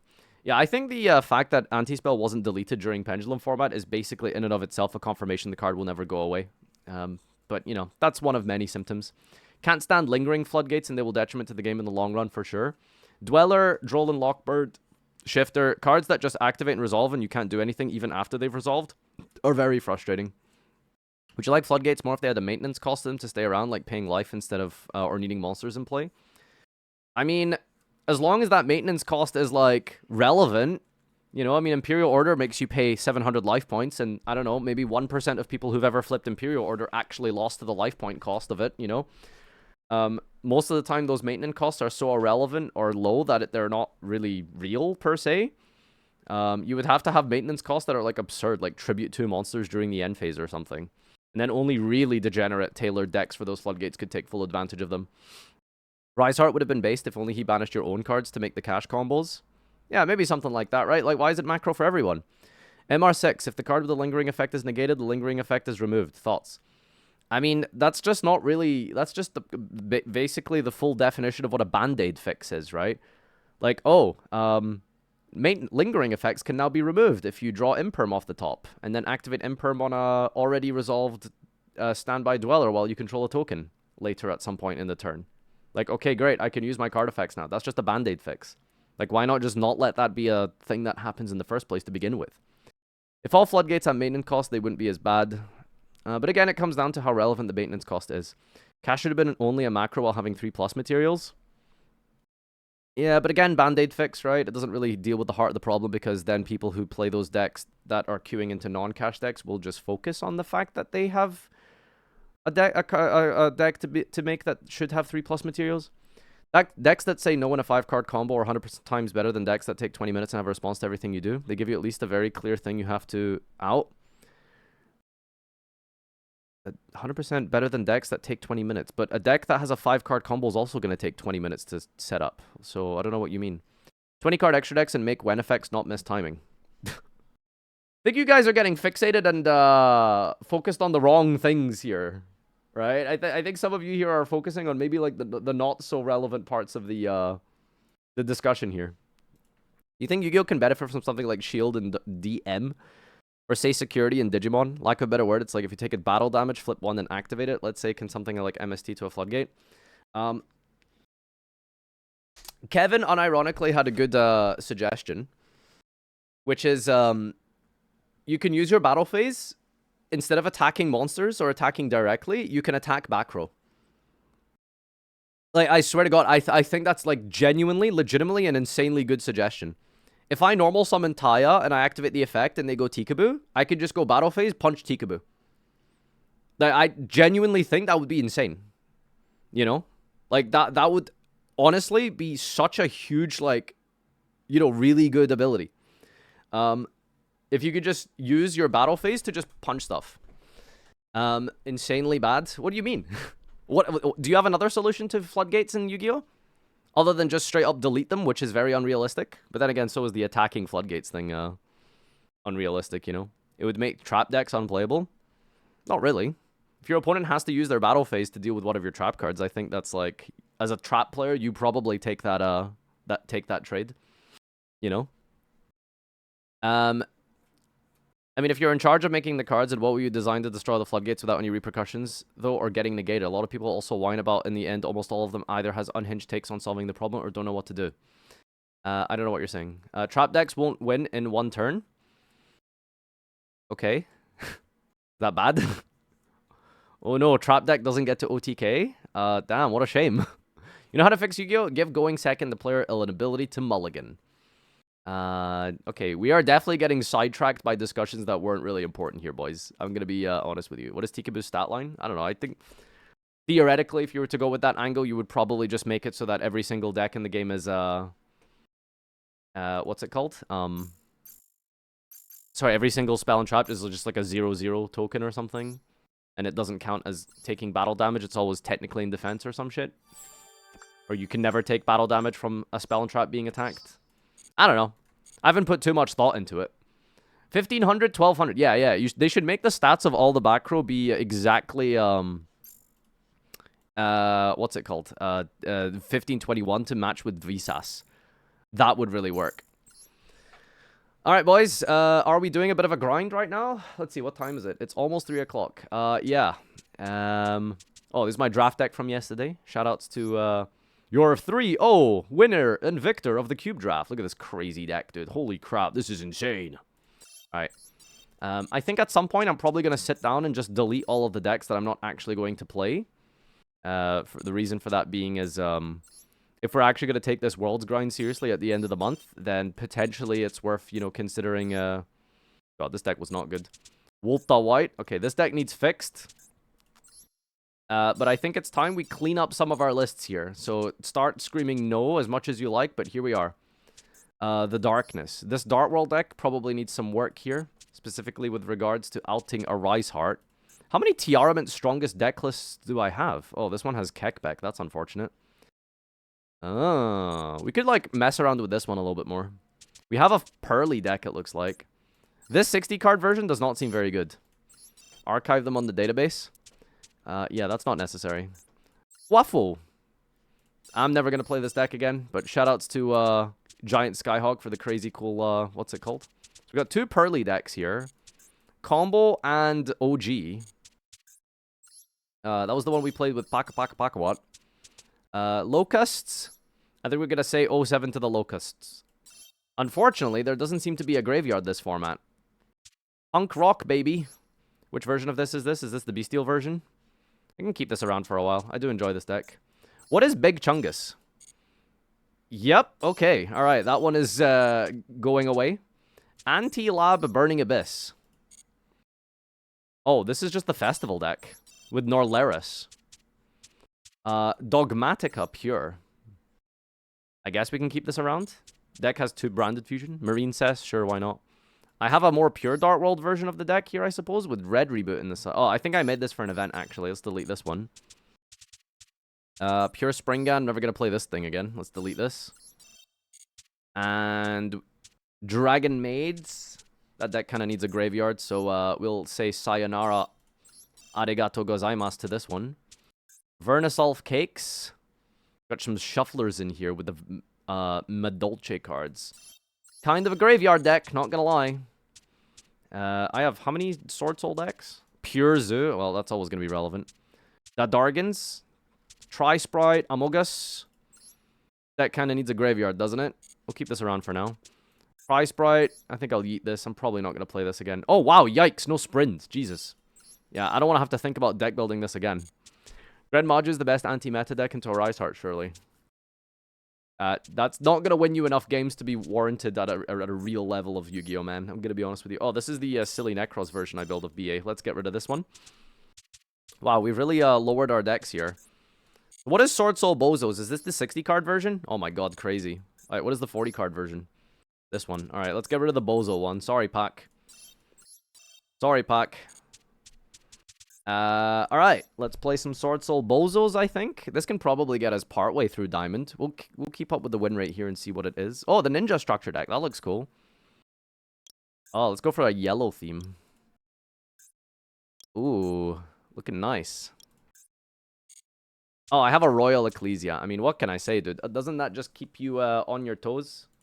Doesn't that just keep you on your toes? Oh, Yangzing is 11-2. Chat, can you remember this number for me? 11-2. We need to go back and finish the Immortal Yangzing run. I still haven't edited. I still haven't started editing the first Immortal deck we did. But 11-2. Please remember that. Thank you. All right, let's test out Sword Soul. This is only Platinum. I do have a decent amount of grinding to do, and I want to grind this so that I can start stage 1 next week at a higher level, so I don't have to, like, you know, push through too much. You just get the gems and stuff immediately. I think, maybe? Actually, is it better to stay at a lower rank before the Duelist Cup so that you maximize the number of gem rewards you get? Is that how that works? I could be wrong. I might just be, like, completely making things up here. Asking for friend. Oh, I didn't even, like, look at this deck list here. You get everything anyway? Alright. Well. Konto, are you gonna do the grind again? I don't know why you would, but... you know. You get gems to the lower rewards anyway.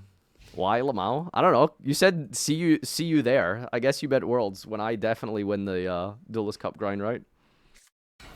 Oh my god, Photon going first. Why would you do this? World champ, no need. Giga Chad. Just win another Worlds. Exactly. Galaxy 100. When you start, the DC level is based on the last season. Yes, I know. I'm aware. That's why I'm saying if you start at a lower level, you have the potential to grind more gems. That's what I was asking. However, it doesn't seem to work that way, so it's irrelevant. But sure. Just wait till he goes Battle Mania. Come to Battle Mania. Could be an FTK? You're joking, right? You can't change it now because it's based on last season? Oh, wait, so by grinding on ranked is irrelevant? More than 6 years. I guess practice is practice. Anyways, hello, hope Atun. you're doing well, Mr. Farfa. 6 freaking years. Do I even have a 6-year badge? That might be something I need to prepare next year. Jesus, thank you, Atun. Appreciate it, buddy. How about a mortar run with cash? Oh, I'm not good enough with cash to do that. I'm trying to think, like... what deck is the best to grind the Duelist Cup with next week? Or at the end of the month?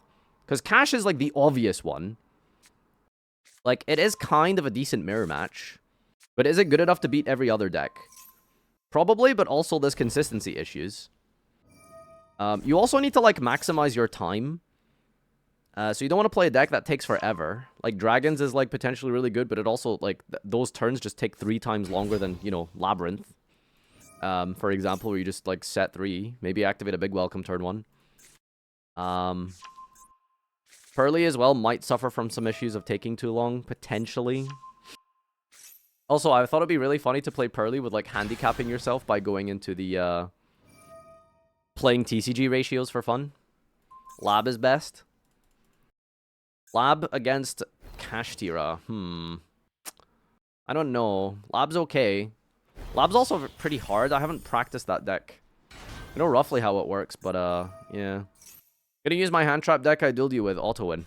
True. How's your opponent gonna play the game if you just activate no on everything? Jesus, what is this deck doing, man? If I call Lightning Storm on Monster, do I beat this deck or what? I probably should have been focusing here, but what do we have here? Send a Photon or Galaxy. If a Galaxy is special summoned, look at your opponent's extra, then apply banish a monster from it with special and number. He banished the Berserker instead of the Baron the Floor. Okay. Apparently they gave this deck its own freaking Diablosis. That's fun. Photon Galaxy Lord here. In defense mode. To stop any monster effect. That should be easily forced out by Vishuddha Matata here. Nothing to destroy, it looks like. With Lightning Storm. That's unfortunate. We have 2 dead cards in our hand. That's never ideal. And our opponent also drew Maxi! Woo! That's amazing. What is the other effect of this? Take a Photon or Galaxy, add it, or attach it as a material. Sure. Alright, fantastic. Okay, what bonus effects here do we need to think about? A lot of reading involved here. You once per turn, deck to your hand, send if a light is special to your field, you can target one of those monsters, becomes 4 or 8. Sure. Okay, alright. Well, let's just fire this off first. I mean, no reason not to. He negated his own roach. No, he did not. Okay, so if we go Vishuddha, immediately force this out. It's not once, it is once per turn, right? Yeah, it is. Okay, cool. If we activate this to special summon, does it negate or negate and destroy? He can destroy it if he wants to.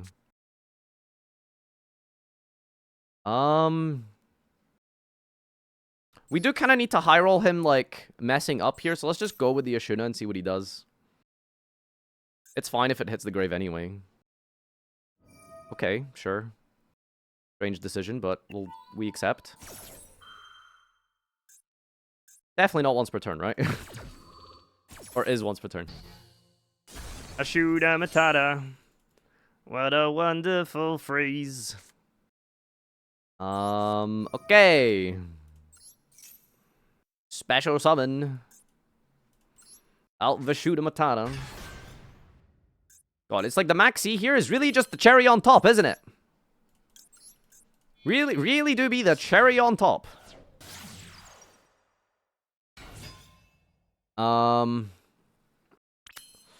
Yep. I probably just should have just led with this in case. Yep, that's what I was worried about. Maybe we could have ashed this for... Okay, whatever. Cool. Good job, man. Well done. Nice deck. Really cool deck. Alright, whatever, man. When are they gonna get rid of that stupid goddamn cockroach? Like, who's sitting here, like, enjoying their time in life with a freaking cucaracha in the game, man? Ugh. I'm not even, like, upset about the concept of a retrain. Like, that's the annoying thing. Like, just retrain it. I am actually happy and fine with the idea of just retraining that card. You know? Like, it's cool. I don't mind. Just make it say that your opponent can't, what's it called? Activate it if they control cards. Wow, just the most fun decks in Yu-Gi-Oh! It looks like. Holy crap, Warrock. God, I mean, what else is there to ash in this deck, right? How does... Does anyone know what the ruling is with, like, Kaiser and... Okay, sure. Does anyone know what the ruling is with Kaiser and, like, Link 1s? Can you make a Link 1 under Kaiser? I know it's, like, a really clumsy worded card. You can't make a Link 1 under Kaiser? Huh? You can't be serious. What the hell are you supposed to do? There's no, shut up. I refuse to believe that's real. You have to summon first and then send the materials? Is that technically how it is? Okay, that's a good draw.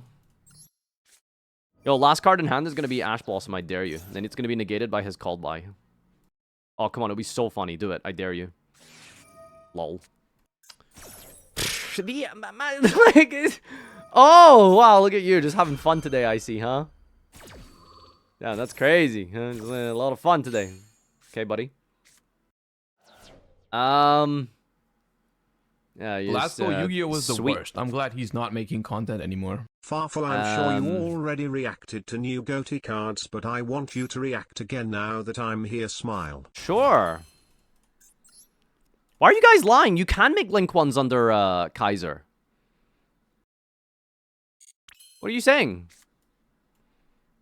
Alright, go ahead. Liar, man. Liar. Pico de guapo. Thank you for the host. Sorry, the raid. Sorry, the sub. Yeah, those are words. I'm sure you already reacted to the new GOTY cards, but I want you to react again now that I'm here. Yes, any moment now. Alright, battle phase 40 here. Hard drawing this blackout actually kind of saved us. Okay, so we're locked into Gozen. Those are attributes. We got yeah, we kind of need to get rid of both of these, don't we? If I pop this, he protects with Mountain. This has to be the floodgates, right? Okay, I mean, Fortia gets a search for a guy. Like, who cares? Will you play Honkai on PS5 or PC? PC.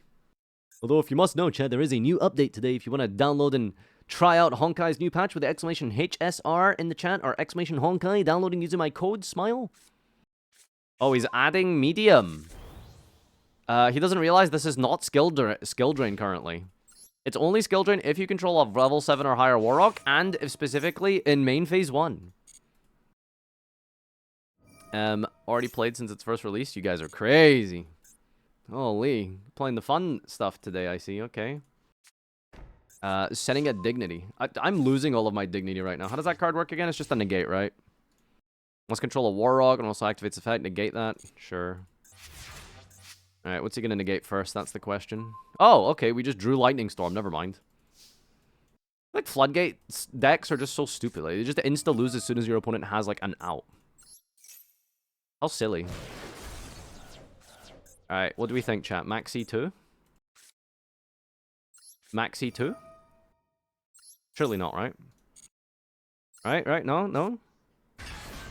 Ah, doesn't have it, okay. I'll take that to the bank. And further beyond, right? What have I banished here off Blackout? One Vishuddha? One Vishuddha. Okay. We don't need to worry about that. Unless, did I just mess up, actually? Adhara? How many Adhara do I play? Uh-oh. Hold up, chat. Did I mess up here? Ah, plus. Okay, well, it's actually fine in hindsight, since, I actually didn't know if I had a Adhara in deck here, but it is what it is. Adhara, add back a card here. That's not really relevant. I guess we just have to normal summon it. Normal summon Adhara. We don't have anything in the grave, unfortunately, so we have to go for a Shishal. Or do we? Shishal doesn't do anything. I guess it just goes long one. And then we can add back a card with our Adhara. Shit. And then what do we even make against Warrock that's a good level 10? Just Baroni. Long John Silver. Add to hand. Activate the effect of Adhara. Could bounce this. Don't want to do that though. Unless it's game. We need to do some maths on Cheng Ying. Wormlocked? If you Ash Blossom Ashuna, it doesn't Wormlock you. Okay. Actually need to do some numbers here. This is the last opportunity we have to use the Vishuddha. How much damage is this? This is 12 plus 28 is 40. Cheng Ying should be game. Activate a Cheng Ying. Or Vishuddha, rather. Send you back to Fortnite. Big Chungus. Oh, this deck is so fun, man. Sword Soul is my Tearlament. That's what I'll say. Sword Soul is my Tearlament strongest. Let's chain Maxi. You know, just in case he special summons the Fortia from his hand during the battle phase, Jaja. Alright, battle phase. 07's for Warrock. Weird, deck did not win. How?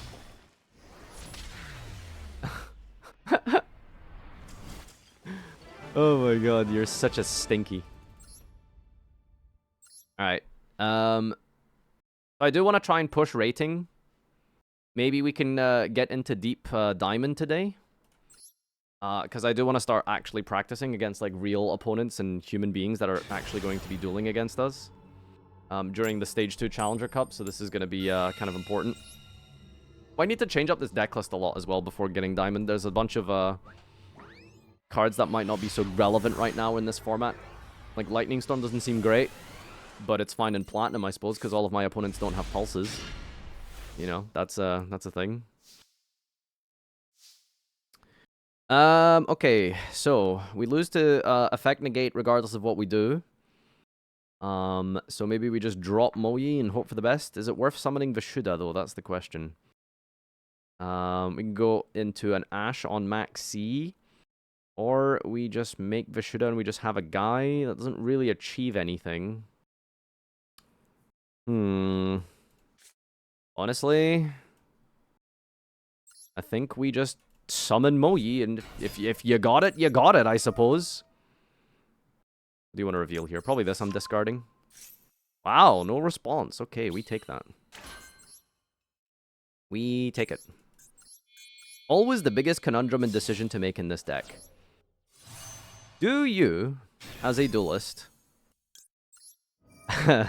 search Blackout and play Reserved, or do we go Baron and go hard, or, you know what I'm saying?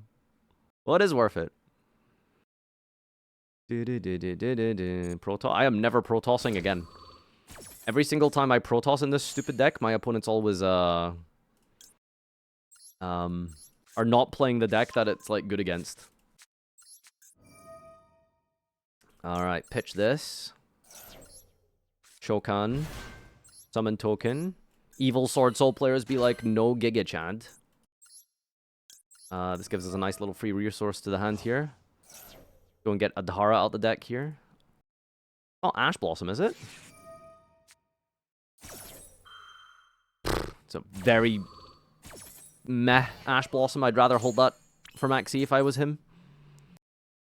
Now, do we want to go just Baron Forehead, or do we want to go for some base Chengying, or even what's his name? Qixing plays. He's playing 40 cards at a 15-card extra deck. It might be a real, actual person. It might be an actual person with a pulse here. If it's Kashtira, I think Qixing maybe solos. Let's give him that burn, baby. Pew! Alright. I'll hazard a guess that you don't have an out to this combo, my friend. Is it Jover? You feeling it? You liking it?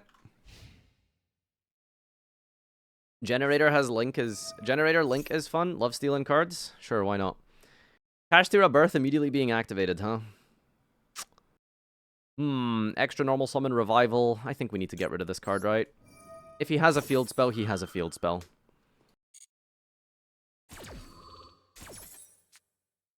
Banish for 12. Qixing against Cash seems kind of nice, actually. Rust! Bloss! This is 100% a bait. Yeah, it doesn't matter. Like, what are you going to do? Not get rid of their birth? It's the best card in their deck.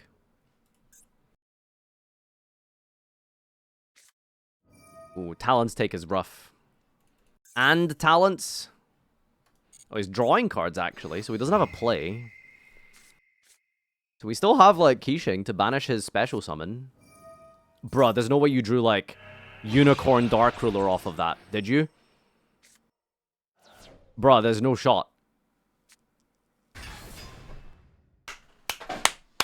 Yeah, you did! Yes, you did! Yes, you did! Wow! That is just amazing. Yeah, okay, alright. No, I'm losing to the better player here, clearly. No, okay, alright, dude. Yeah, he's just the stronger, duelist, I suppose. Okay, buddy. Alright, sure, no problem. Alright, we got a decent amount of follow-up, I suppose. We can't be too mad about that. We did lose our Ashuna from his Ash Blossom, however. What do we have here? Nothing in grave. We got Vishuda in hand to force something out here. Ecclesia plus Taya's decent follow-up. Might still be winnable.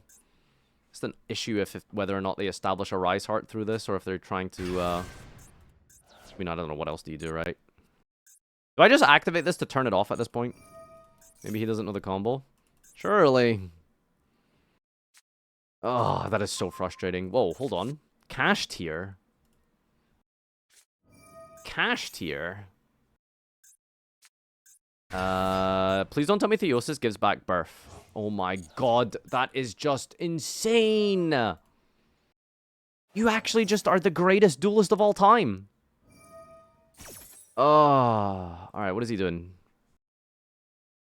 He's, milling 3 from himself, surely, right? Yeah, why not give yourself, like, a bonus ogre or something to hit off of this for your birth target? Just unbelievable. Wow, he hit a unicorn. He's got a target for birth if he really wants. What can you do? You're playing against Yugi. God. Apparently, in hindsight, the play was not activate Qixing because I guess he would have a dead Thrust and Talents in his hand. And he just didn't have a way to do anything, I guess. But, like, how are you supposed to predict that?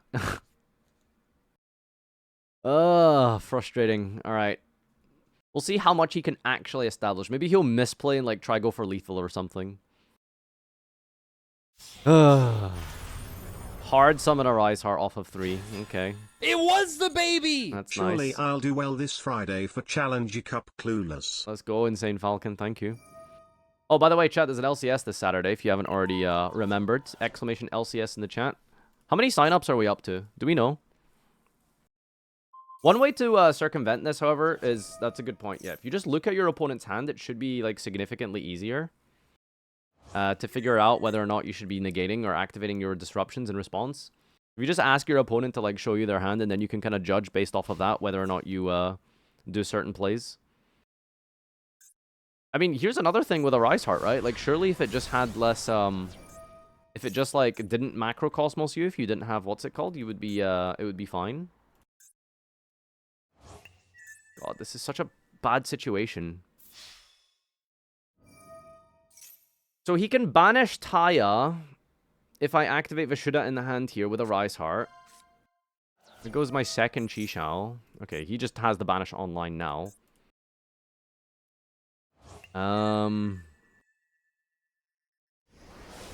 So frustrating, man. Actually, just so frustrating. Set back roll. Set back roll, though. Really? Should have lower attack. Shoulda, woulda, coulda with freaking a Rise Heart did. Many things should have been changed with a Rise Heart. I don't think we need to special Ecclesia now. Starting with Tenyis doesn't make any sense.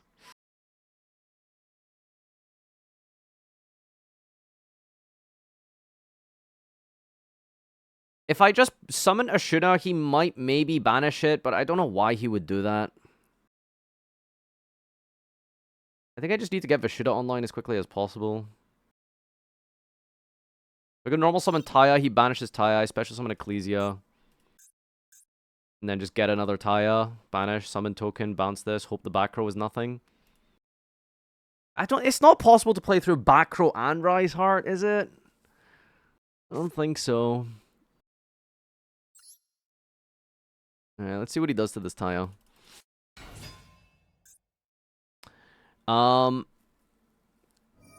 Okay, he's gonna banish this immediately.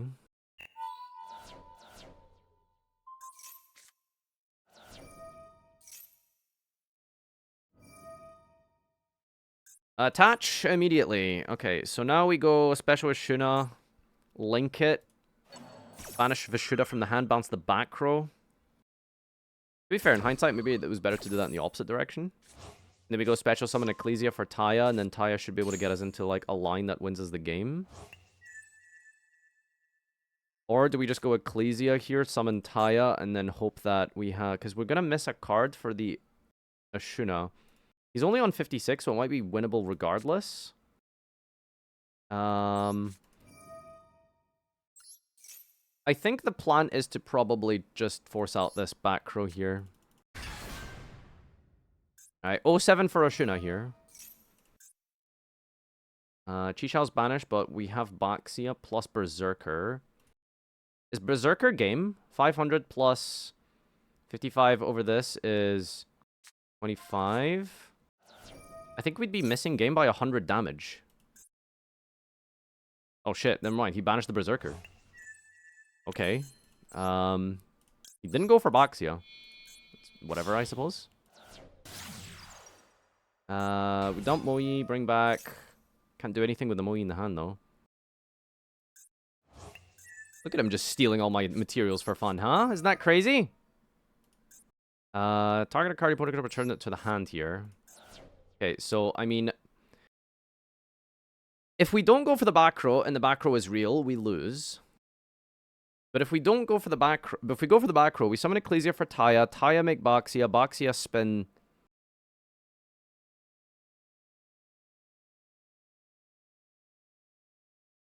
We just have to go for this, don't we?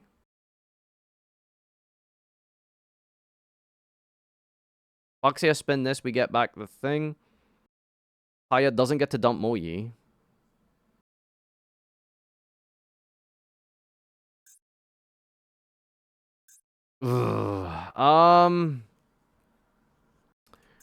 I think I have to go for Rise Heart. Okay, this is like such a mess up from me. I should have just like... I think the play was to unironically, should have summoned this for... I fucked this up so badly. Alright, I misplayed this so hard. I played this so badly. Alright, that's on me. I really messed that up hard. That's me! That's on me! Ugh. Yeah, like, we were supposed to just, like, start with the, lead with the Ashuna into the Link Monster, Vishuddha from the hand, hit the Rise Heart immediately. Is what it is. Even despite the fact that they went Thrust, Talent, Dark Ruler, full combo, that was still winnable. Unfortunately. You're playing Sword, you're going to play more decks? I'll mix it up. That's really fun. I love that card. Wow. Isn't that a cool card? That's... Yes! Got him! Bundle of fun today, I see, huh? Very cool. God.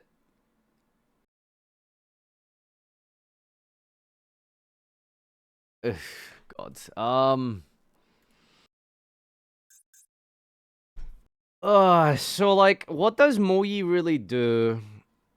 Gets you Chi Shao for, like, a follow-up, but then like, Taya's dead next turn anyway. Let's, just summon Moyi. I suppose you can't ever, go wrong with her. Mojang. Summoning monsters hard, by the way. Alright, somehow we need to, like, pray that our Taya gets live eventually. Wow. There's a third disruption in his hand, if you guys didn't know. Just in case anyone was unaware here. There is a third disruption, by the way. Alright, okay, so, Blackout pass. Blackout just gets banished, summons a token. Gonna have to go for an Ecclesia into Moyi next turn here. I mean, if we really want to, we could go, like, Blackout. We could go, like, long one. This banish the Taya, go for a 10. You know, into, like, 3 cards. Baron plus Chi-Shao might actually be a lot here. That kind of puts a lot of eggs in the basket, if you know what I'm saying. We have a second Taya in deck? We do. I'm gonna go for a long one. I think the Ecclesia's follow-up versus 4 cards might be enough to win the game here. 07 for resources. What's a resource? Who needs a resource? Anyone here need a resource? Anyone here ever freaking heard of a resource? Not me. Alright, do we want the Omni Negate or do we want the Qixing? I think Qixing is a lot to contend with here. Alright. We need 2 disruptions for 4 cards. Do we still get the burn? Oh, you don't even get the burn under Shifter. How rude. How rude. Alright, bucko. Chi-Shao's dead, by the way. Yes. What do you want me to do? Not make Chi-Shao?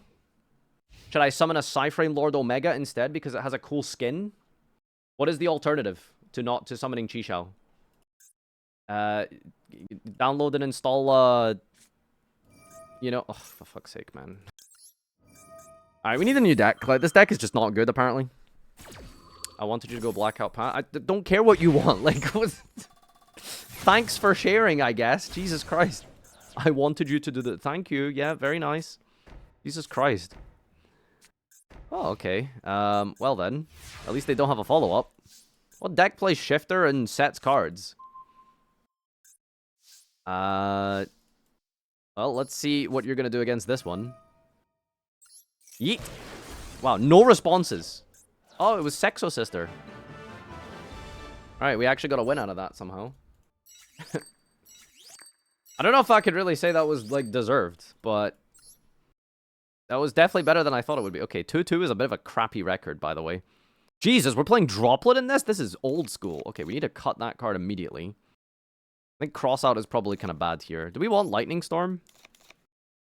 I think we unironically need to play, like, books now, right? I actually don't own a 3rd copy of this thing. Dark Ruler might actually be good, honestly. Dark Ruler Eclipse.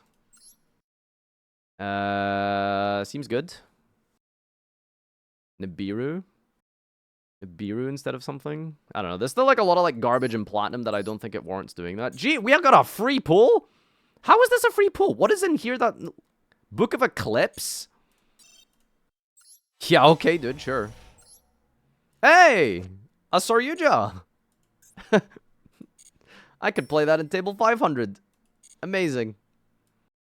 One ruler, add more thrust. Are we thrusting?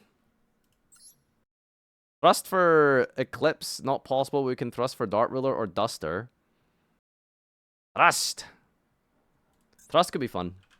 Let's play Thrust. Crafted this for a reason. Thrust Ruler. Cut the Eclipses. For, like, Duster. And a... What else is worth going for? Should I play, like, Dimensional Barrier? I think this deck kind of wins going first anyway, but let's try this. It's hilarious. Maybe just Talents? Yeah, Talents is probably better, to be fair. Triple tack. Okay. You, my friend, are a little bit foolish on this one. Okay, my opponent is ditch jonesing me. On the second. Alright, we're going second. Is that gonna be enough? Is that gonna be enough?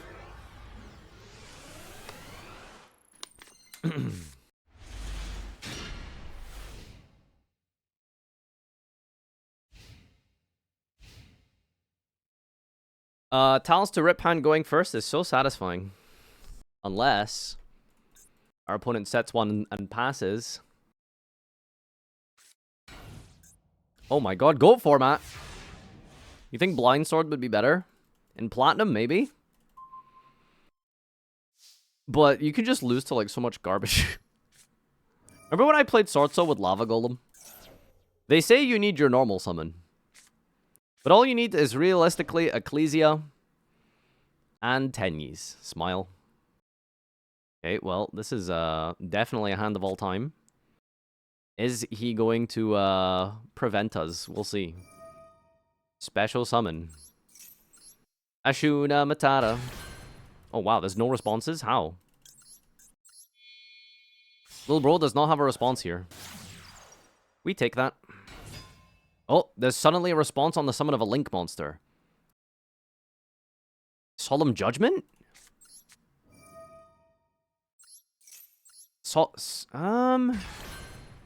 Right? Wait, why is my Ashuna not live?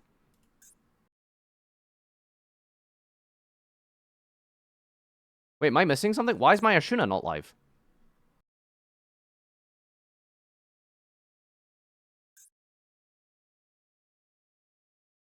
I banished every single target in my deck with desires.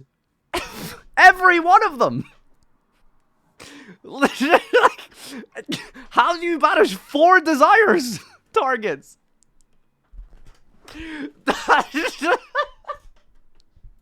Bro, this is like the 10 out of 10 like noob argument. Like, you desires is a -11. Well, I guess they were fucking right. Jesus Christ. I banished every target. I have 4.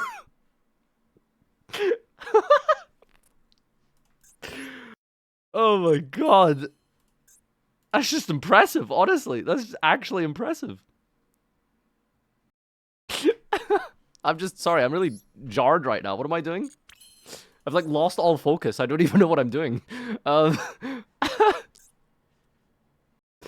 Okay, he doesn't have a response, honestly, so I think I'm just gonna go like Ecclesia for Taya. God, this is like the dumbest situation I've ever been in. Wait, he does have a response. What's going on here? Am I stupid? Okay, well, we just won't get punished for it, I suppose. Alright, I don't know, dude. This guy has something, but no one is telling me what it is. No one is explaining to me what this amazing card he's got set here is. Alright, we're gonna go into Bashia. My man. I had a feeling it was Judgment. That's so odd. I genuinely had a feeling it was Judgment. Well, this just makes it twice as easy to kill you.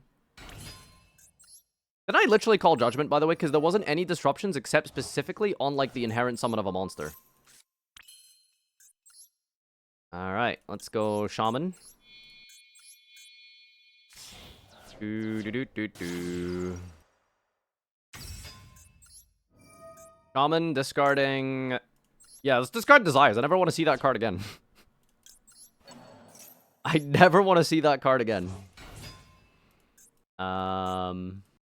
Special Protoss. Ah, fuck, it's not enough. Shit. Oh, I thought I had an extra attribute. Oh, I was supposed to discard Moyi. Oh, yikes. Ladies and gentlemen, we kind of fucked up here. It is enough. Oh yeah, this guy's huge. It is Knuff. Oh, I should have called Dark in case of Gores, right? No, what the hell? There's something here! Ah! There's no... There's no...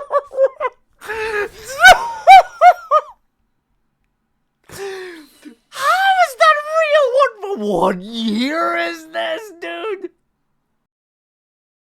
I literally had that out, but it's like, who's playing Gores?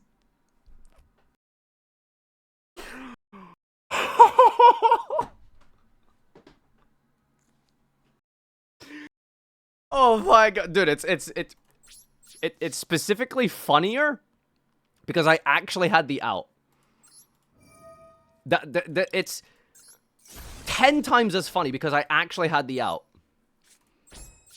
That is just incredible. That is just incredible. Ugh. It's funnier because you called it. We told you. Like, he was playing Gores, man.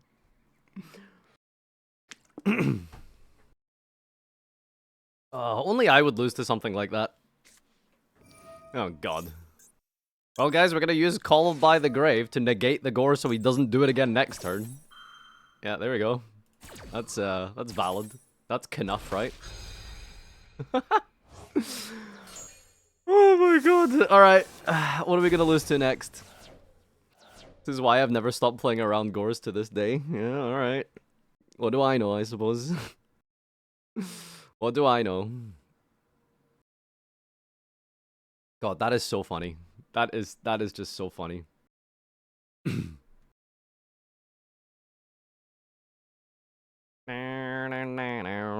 we still win? You manifested Gores into his hand when you called it? Literally, I mean, is there even like a more logical explanation than this? Like, I just don't think there is. I think this is as like dumb as it gets. 20 years playing Yu-Gi-Oh! And this man doesn't play around Gores. Okay, so by the way, just FYI, Gore, I'm old, but I'm not that old. I actually didn't play Yu-Gi-Oh! At the time when Gores was at its peak. Just to clarify, in case you were wondering. So, you know, that was like never really a thing for my generation. Okay, this is awkward. I mean, like, I have game, but you just don't know. Oh my god, he's got Valor. Valor Protoss, dude. Okay. Can this thing be destroyed by battle? It's just card effects, right? God, should I put it in defense mode? I actually need to sweat it out of this against this, man. Oh, am I gonna get punished by like Morphing Jar or something now? Surely it's not Penguin Soldier. We need to check his deck. Oh boy, we need to do a check deck. Raikou incoming? I mean, have you read Raikou? He's probably just playing an Edison deck. Normal summon Ash Blossom. Oh, there's no way. There's no way. Alright, what can he make that outs this? Chengyang? Royal Ash, by the way. No, that's like the highlight of my day today is like getting Gorsed when I had that out. Why is he going Baron? Great. Nice draw off Max E. Why is it when my opponents use Max E, they draw into, like, Thrust Talents, and when I use Max E, they... What are you doing? So unaware. You ever just sit there and stare at your opponents like Baron? Like, yep. Never rewarded. Exactly. Watch me not top deck a worm for a turn as well, by the way. Like, I will just literally not even top deck a worm. Just to maximize the, deafness of failure. Oh, pause. Alright, what do you do? Tag out into Valor and Valor my Protoss in the standby phase on the field? You don't have a lot of worms left? Yeah, especially after banishing all 4 there. God, these could actually just be, like, highlighted duels by themselves. Like, this was insane. Alright, let's force out this Windy boy. Yep. Negate and destroy. Alright, no Tenyis in grave. I banished them all. Cash me out my girl's funeral, revealing worms in my hand. God, do you have something else for this? Oh, thank God. He has nothing. I am Knuff. I am Knuff. Zboxia spin? I mean, there's like a lot of different ways to do this. Let's do it in the least number of summons.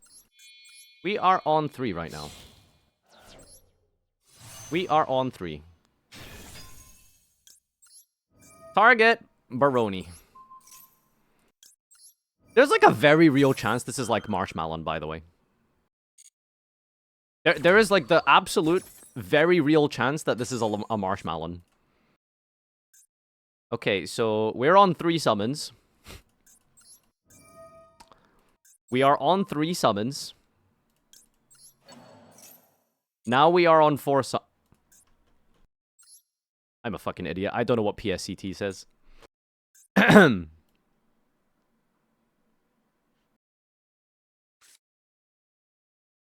we go. Here we go. Are you ready?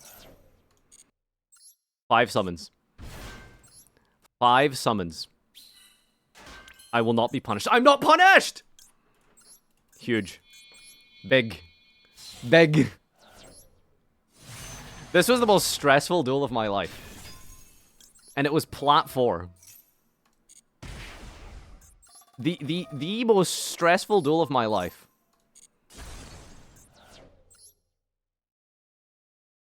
Brother.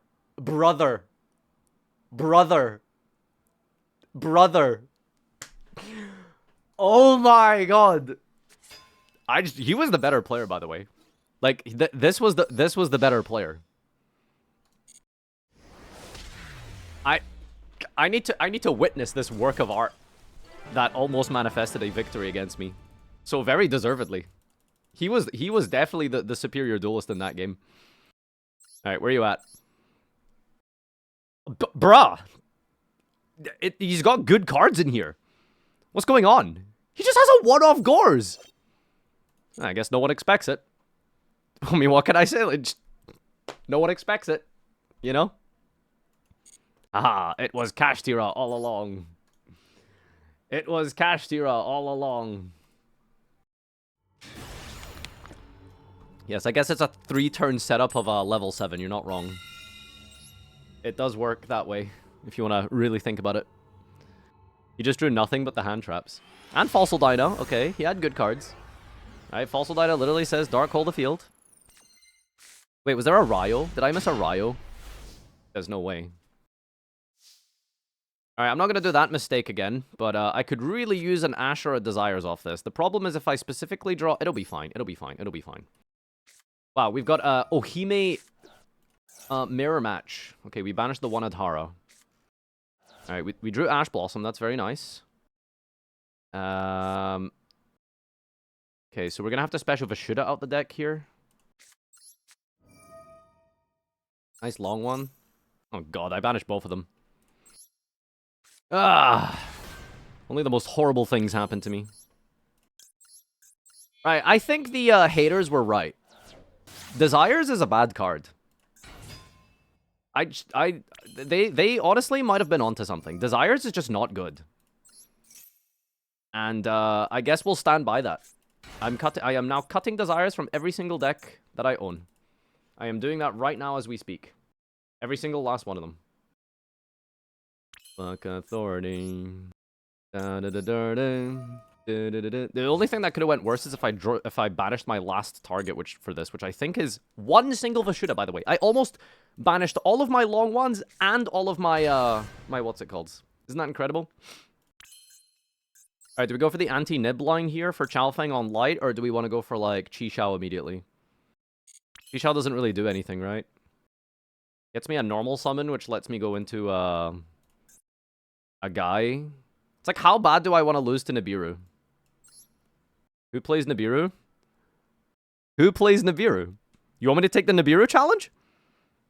Do you want me to take the Nibiru challenge? Okay. Alright, you asked for it. I'll take the Nibiru challenge. It is not a real, it cannot hurt you. That is what we will do. The Nibiru challenge. Ay, ay, ay. Cash me at my girl's funeral, etc. Cash me at my girl's funeral. Did I banish Protoss? Okay, good. I didn't banish all of my good cards, it seems. Oh, yay. Oh, yay. Why is there something in your head? Like, stop, dude. I'm tempted to go into Omega just to, like, rip something out the hand here. Oh, no, I'm worm locked, actually. Never mind. Berserker it is. Alright, draw Blackout to really solidify my chances of winning this. Superior duelist here that has me by the ropes. Aww, I hate this card, not this one. Oh my god. Alright, so we gotta add Protoss here. We got an Earth, Dark, and a Water. We can banish from field, right? Yep, okay. Alright, let's add back a Atara Society if it targeted face down banish cards. Wouldn't that be crazy? Call light with Protoss to dodge the Nibiru. Sure. That sounds like a crazy good idea. Well, this was kind of a waste, wasn't it? Actually, in hindsight.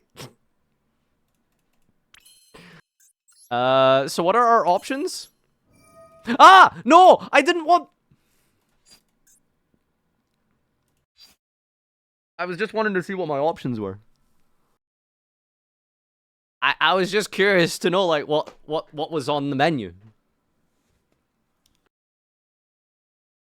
He's playing a dark deck, surely. My opponent is on a dark deck. God, what a waste. Oh my god, I'm never listening to you people again! I am literally never listening to you people again! It is the worst mistake of my life to ever pay attention to what you people think. God, dude! Oh! I bring this on myself, man! Oh, God.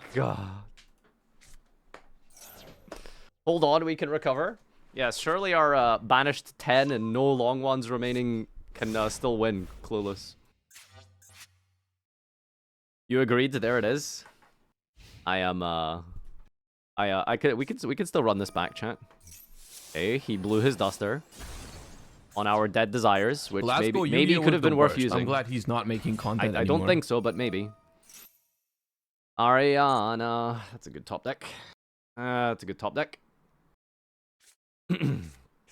I don't think that's Shark Toad. That's great. How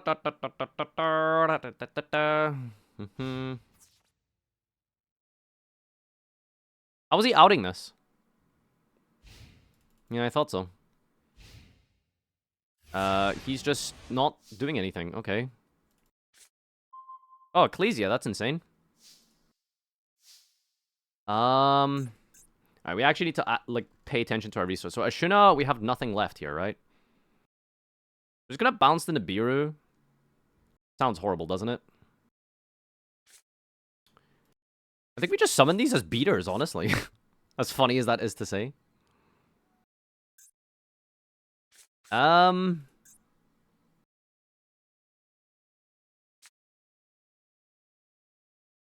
Excuse me, what? We've Desires banished everything. So there isn't a lot for us to really go into. Alright, we are beginning with the beat stick of Ashuna. Is it not starting with Duster? No, because we already have the Ash Blossom for this. If we go Duster, he chains Welcome, and then we have to chain the Ash anyway. So, like, why not just keep the Duster? Okay, we got Lady now, as well. Chengus in a Dream. That could be funny. That could be funny. Alright, summon this. Just get to special this for fun. Activate. Well, we do still win, thankfully. All things considered, we do still win. Does this matter? Not really. I think we can just make this into like a full like YouTube video and just call it like, I had a bad day. My worst performance as a duelist 2023. World's competitor grind attempt, by the way. World's competitor attempt at grinding, by the way. Just a FYI. A bad day at the funeral. No doubt.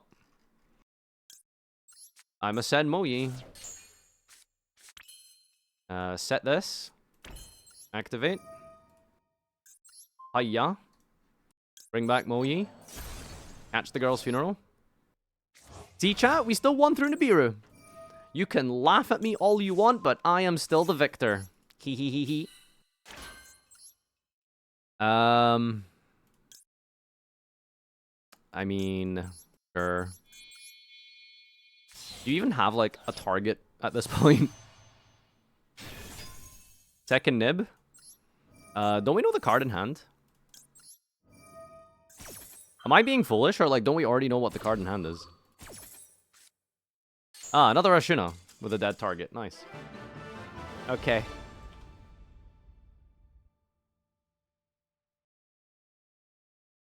That was almost a clinical embarrassment. That was very close to being perhaps one of the worst encounters we've ever had with another player in the game of Yu-Gi-Oh! But we made it out just in case. Just by the skin of our teeth. Could have went worse, though. Or even better. Schindler's Fist, thank you for the prime. That's a name. If he had second nib, I'm gonna suck my own dingling. Alright, we need to at this person and say, huh. We all need to collectively look at this person in the chat and say, huh. Is the Gores game gonna be a short on YouTube? Oh, 100%. I don't have any editors right now. They all seem to be kind of dead. Alright, draw 2 here. Is Desires just, like, glued to my hand? A little bit, right? It is a little bit glued to my hand. No, sir. No. Look at this stupid minigame. Look at this. Just both players just dropping cards out their hand for fun to, like, you know, see who can circumvent the other player's, like, cards. Alright, I don't have a play, so we need to draw 2 here. TT rip and it's done? What do you mean TT rip? Why would I TT rip? I need a play. There we go. It's not a good play, but it's good enough. It's like, does something. It was the baby! Hola. Hola! Yu-Gi-Oh! Is the best RPS game. What the hell? Don't say that. Yu-Gi-Oh! Is not an RPS game. Yu-Gi-Oh! Is a game of skill and fun and enjoyment. Okay, so we got Wind, Fire, plus a Protoss line if we really want to. Alright, what deck is he on, chat? What deck plays Maxi and Ash Blossom? Let's see if we can narrow it down here. Let's see if we can, you know, figure out what he's running here. Should I have went Moyi? Sorry, Boxia? Boxia dump Moyi? I don't have a way to retrieve it, though. Cloudian? Could be Cloudian. Could be Cloudian. Send the Shuna, maybe?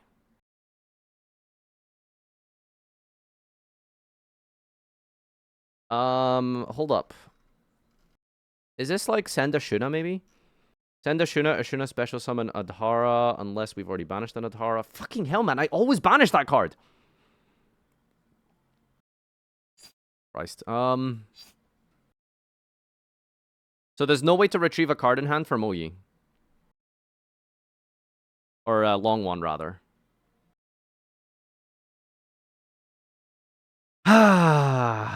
Desire's actually legitimately a bad card. My god.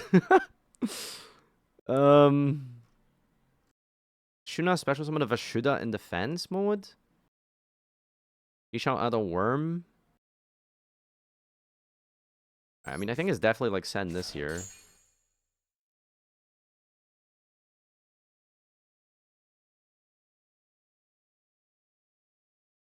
It's like, do we want like a discard for do we want Protoss? Or do we want a second level 8? Hang on, how do I get a second level 8? I can't get a second level 8, right? I think we just go Protoss. It's called Dark and Wind. That'll be good enough, right? Alright, might as well just get some value out of this Ashuna here. Get Vishuda. Oh, so like the other potential option was like dump Moyi and then go like Shaman, discard.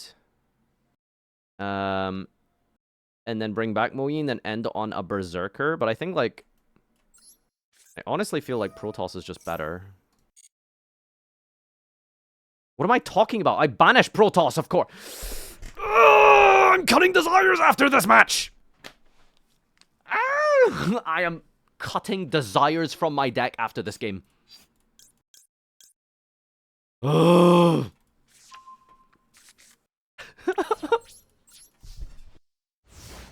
need to like really look at my banish pile more often, dude. Holy.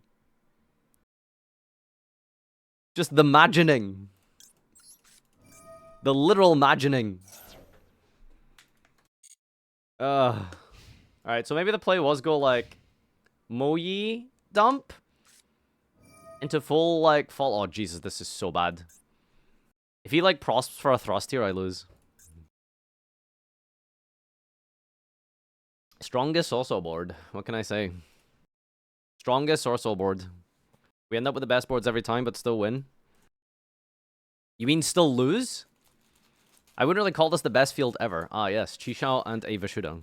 With 3 thrust, 3 talent, is it better than Desires?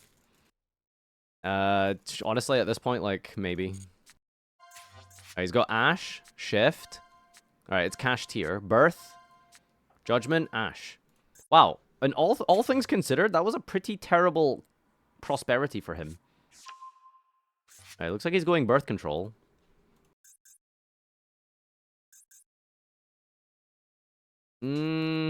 Was it though? It depends on the rest of his hand, but like he didn't get any starters. This is an extender right here.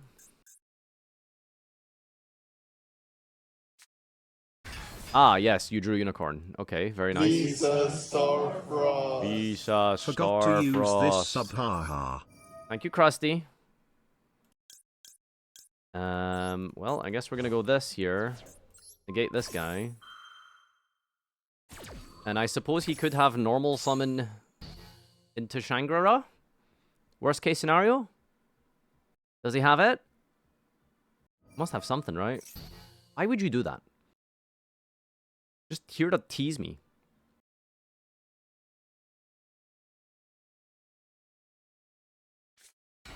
We lose. Oh, come on, dude. Alright, we lose. Banishes a Moyi off the top of my deck, by the way. Banishes a Moyi off the top of my deck. Oh, there goes the rest of my graveyard. Oh, wait, no. Not yet, not yet, not yet. Oh, God. If I Ash this, he gets to trigger this, right? Activates a monster effect, banish a face-up card. Jesus. Right, we actually have to, like, not Ash Fenrir. What can Fenrir even get here? Nothing relevant, right? It's just a bonus card. We just lose a thing for nothing.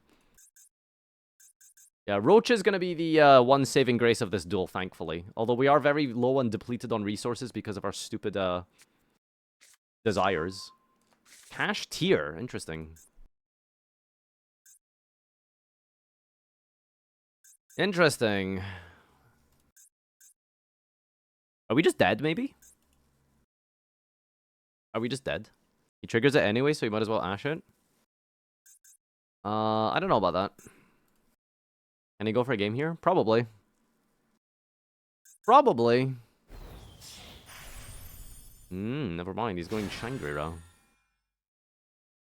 Did it. Battle phase. I'm gonna banish my Shisha face down. That's fine. Alright, let's actually pay attention. What do we not have in our deck anymore? 2 Moyi's gone. So 1 Moyi in deck. No Wataras. And 2 Vishuda. Okay. Alright, this is still winnable. Alright, so Thrust and Vishuda are going to be live here. This is really good. Alright, he's probably going to summon, like, Unicorn here. We go Ash Blossom, he can banish our, what's it called, face down. But then that's fine. Then Vishuda kind of does its job. We're going to Ash this. Use Dart Ruler? No, he's dying this turn. Where's a Rise Heart? Yes, he did forget a Rise Heart. Although we did have an answer to it, so it's fine. Alright, he's wasting his Fenrir here. Although maybe he's kind of forced into it. 2 zones. Surely we won't need those. Surely we won't need those. Oh, he's got something in his hand. We've already used talents, haven't we? Banish. Does this banish face down? Hand or ground? No, it doesn't. Okay, cool. Banishing Ogre from hand. That is very sus. Alright, no more birth here. Milling 3 cards. Does he want to mill me? There goes my Moyi and long one. That was unbelievable. I have no more Moyi. Okay, then. It's fine. We still have a, what's it called in the deck here? Wow, look at my targets, boys. I clicked yes on the set. Hate this game. Actually hate this game, dude.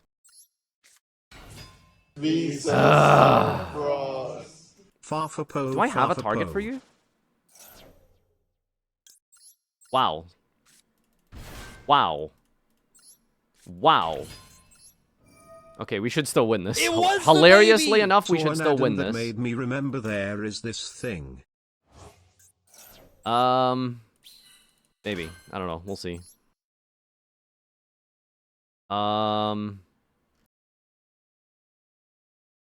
Hanging is kind of nice here. We banished Blackout.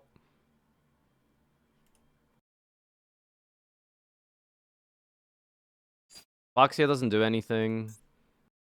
Yeah, because we accidentally clicked set on this, man. I think we just go Boxia, pop here, regardless.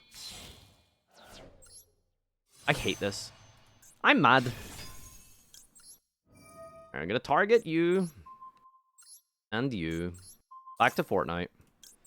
This can just send a funny card. Vishuda, maybe? I think it's a quick effect, though, isn't it? Don't want to do that, I guess. And then pop our useless set Emergence. Bring back the Ecclesia.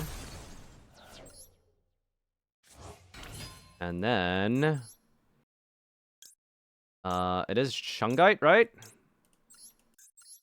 I don't know how much damage this is, but it's, you know, pretty good against Kashtira, probably. He didn't Ashuna. I have 0 targets left. Well, it's almost game. Sword Soul Superior? Yeah, sure, let's go with that. No, it's not my opponent's fault. Oh, no, it's definitely not my opponent's fault. Admittedly, Barrett was probably just better, yeah. But this is funnier. Huh? Starfrost. Friggin' sweet Lois, 34 months to the Farfa man. Visa Starfrost. Hold on, does this actually do anything? I think this one just wins him the game, right? This just wins him the game. Unlucky. Wait, why is he going Fenrir? Oh no, Fenrir wins, right? Oh my god, dude. We lost to ourselves once again. We are once again losing to only ourselves here. So small, though. So small, though. So small. Oh! He messed up! Throwing! Throwing! Throwing! Let's go!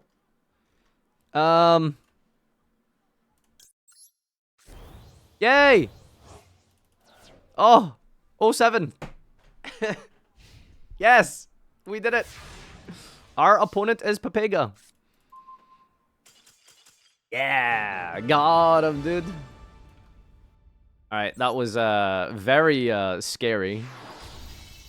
We maintained the Cengus win rate, that is true. That is true. Alright, what do we got here? We're still gaming. Is this deck good against Kashtira? Honestly, it doesn't seem terrible. We should have lost that game, but to be fair, we did misplay. So we would have won even when he played well. It's not terrible, but you do really need your Tenyis. Is there like a world where you don't play Tenyis and Sword Soul? That sounds awful, right? What about Desire? Listen, me and Desires, we have a love-hate relationship, but I'm not gonna cut Desires, okay? Like, listen, I understand the card is frustrating, but we're not cutting Desires. Go, please, Ash me, I dare you. Wow, nothing? Really? Really? Nothing? Okay, dude. Okay, buddy.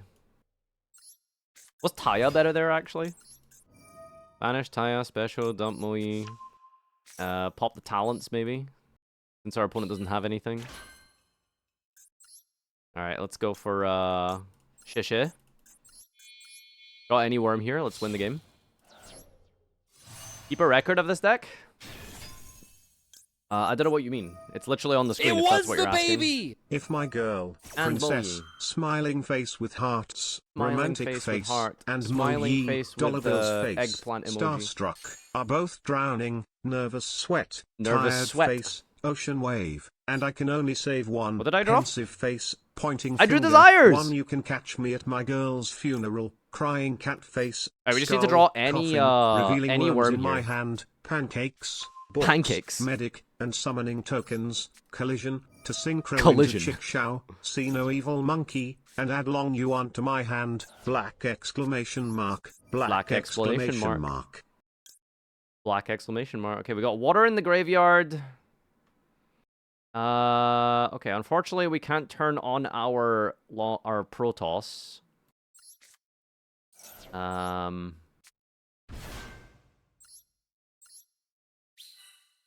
I think I'm gonna go with Cheng Ying here just because of... Wow, okay.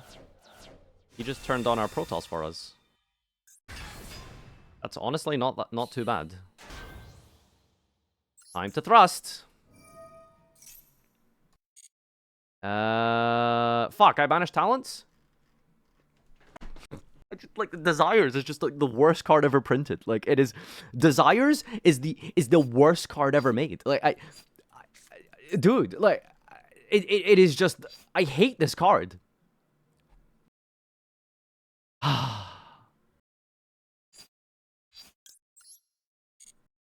Unbelievable, man. Unbelievable.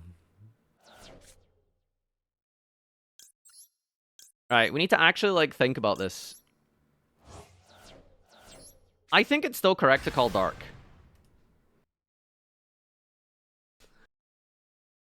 I think it's still correct to call Dark. I mean, he can't out this anyway, but the problem is that he keeps a body. But I don't know. Playing Makanko? Sure. It's Pearly. Oh, is it? Pearly is no shot playing 44 cards. That's a dark pile. I'm calling dark here. Alright, everyone, get your we told yous ready. Get your we told yous ready. Okay? Here it comes. Hold. What deck is he playing? Sacred Sword of the Seven Stars, banishing... Okay, well, it just doesn't matter, right? I think we have to banish this. Unless he's already drawn Birth, in which case this Ash Blossom literally says discard itself to the graveyard. So we can play around Birth by holding for what? Like... I don't even know, man. I don't even know. What are you gonna do? Not Ash a draw 2? Oh, this is so frustrating. He can't special summon? Yeah, but he if he has Birth, it's like full combo.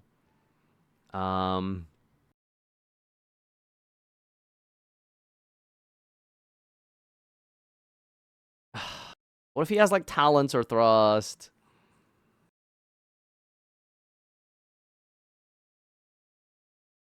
What can he possibly draw here? He has a Nibiru. Like, he can't do anything. He has to draw Birth and a monster. He has to draw Birth and a monster.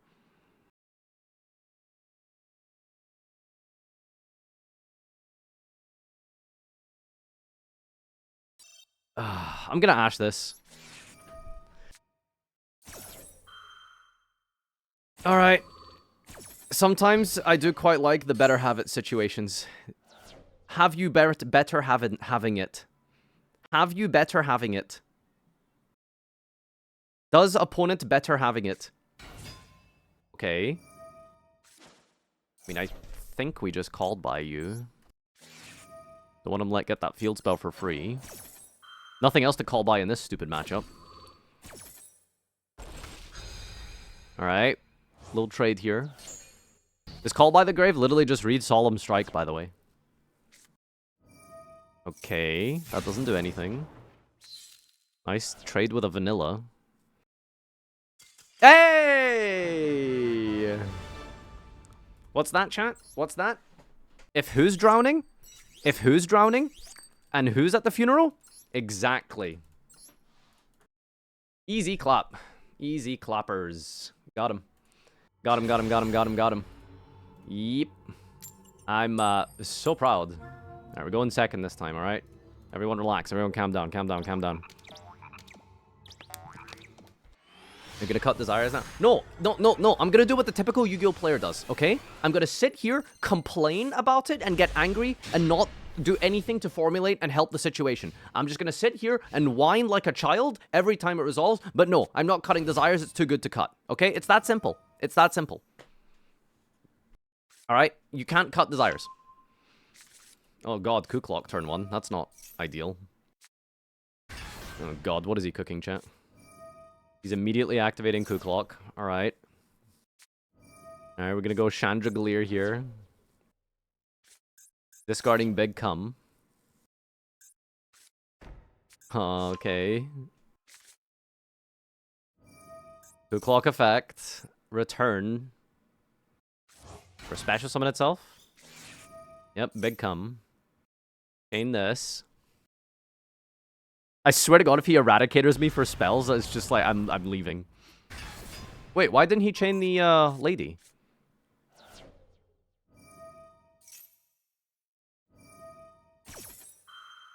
Am I missing something? Am I being stupid here?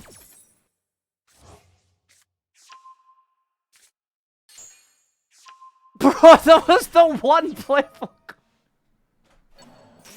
Come on, dude. How, man? Oh. Oh! Yes, that's amazing. Ugh. God, okay, if I Coup Clock here, he can't use whatever he does on this. Why didn't he just set off? If a Labyrinth card effect is activated this turn, special summon. When normal trap is activated, set a normal trap with a different name from your deck. Why didn't he just not use this? Oh my god. How does this thing work again? Banish this and target a fiend, or if you control level 8 or higher, target card your opponent controls, return to the hand, it goes once per turn. Chain block the trap? What do you mean the trap card? If a card is sent from your hand or field to the grave? I don't know what you mean by chain block the trap. This thing doesn't Huh? What do you mean chain block the trap? There's no trap here currently in circulation that requires chain blocking. Chain block the lady? Yeah, but like he doesn't have a target, so it doesn't matter. We're just not letting him get the opportunity to get a trap anyway. Lady is a when. Okay, you do have something for this apparently. He does have a target. Why didn't he do it turn 1?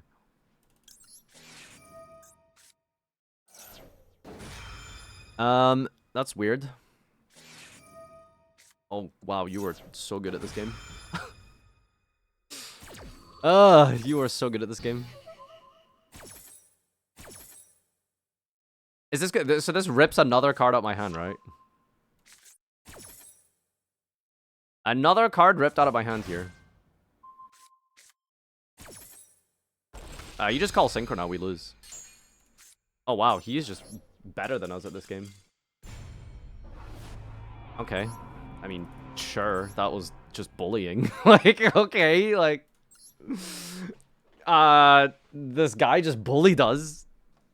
You know, I don't think I could have done anything there. I suppose I should have maxed in response to the trap cards immediately instead of the lady. But, you know. How was he gonna debarrier? Clock that he brought back to dodge the call by. That's the ultimate turn 1, huh? You couldn't because of Lovely? Well, you know. It did be that way. Hong Kong. Is that a Yosh raid? Holy crap, ladies and gentlemen, it's a Yosh raid. Hello everyone, welcome. Jesus, pure rescue ace. Alright, if I lose to pure rescue ace, I'm just like ending the stream, okay? You all have to like unsubscribe. This is something. Okay. Maybe I gotta copy this deck list. If you're wondering what we're doing today, we had a lot of drama to go over. Actually, there's still one thread that I haven't done yet, so I'm gonna do a discussion on that momentarily. Probably as a little break from this. This has been a little bit depressing. I have a YouTube short that's definitely gonna come out tonight that I need to post no matter what, because it is probably one of the funniest things you'll see this year. Unironically, I don't mean that, like, haphazardly. We got Gorsed in 2023. And it mattered. And it's funny because we had the owl. You'll see. Anyway. Jesus, this guy just has full combo. How do I play against these people? How do I play against these people? Alright, do we think Desires is just gonna banish everything again? Is it over? Okay, what do we got here? We got alert, extinguish, confirm. Alright, extinguish, contain. Surely Baxia will just spin everything and it'll be okay. Did I miss the big news? Oh, it's just the Master Duel news, right? For Worlds being confirmed. Okay, like my opponent's just better than me, Jesus. Oh, we put Duster in our deck, didn't we? That's strong. I really don't want to banish it off Desires though, right? Surely he's just not going to... Surely we don't just banish Duster off of Desires, right? Glasgow Yu-Gi-Oh! Was the worst. Okay, you know what? I need to play around that variance. I refuse to get Dustered again. We're just gonna go and activate Emergence here. Okay, that's huge. We take that. That is fantastic. So we go Thrust for Dust. If I activate Thrust here, chat, will it specifically tell me what position the card was in my deck? Will it specifically say where in the deck it was? Because I'm curious if it was on the top 10 cards. Okay, no, it doesn't tell you the order. Okay, do not say... We click no. We click no. We do not click yeah, we click no this time. There we go. Okay. Okay, okay, okay. Nice deck. Nice deck. Hajime. Hajime. Alert.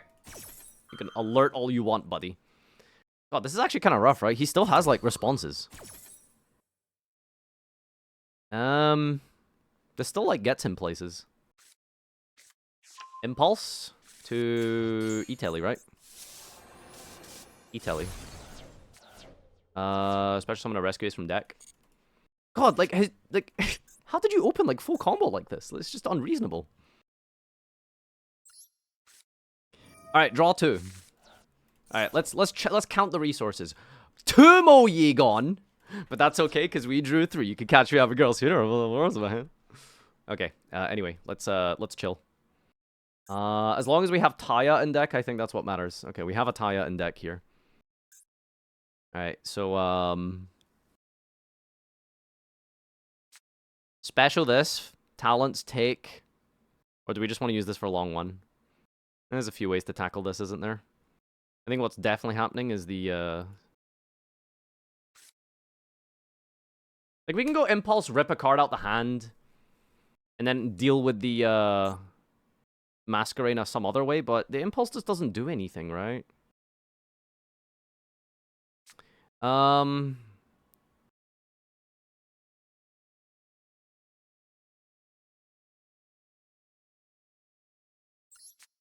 Let's go Ashuna, then we take... He might do something here. Let's see what he does.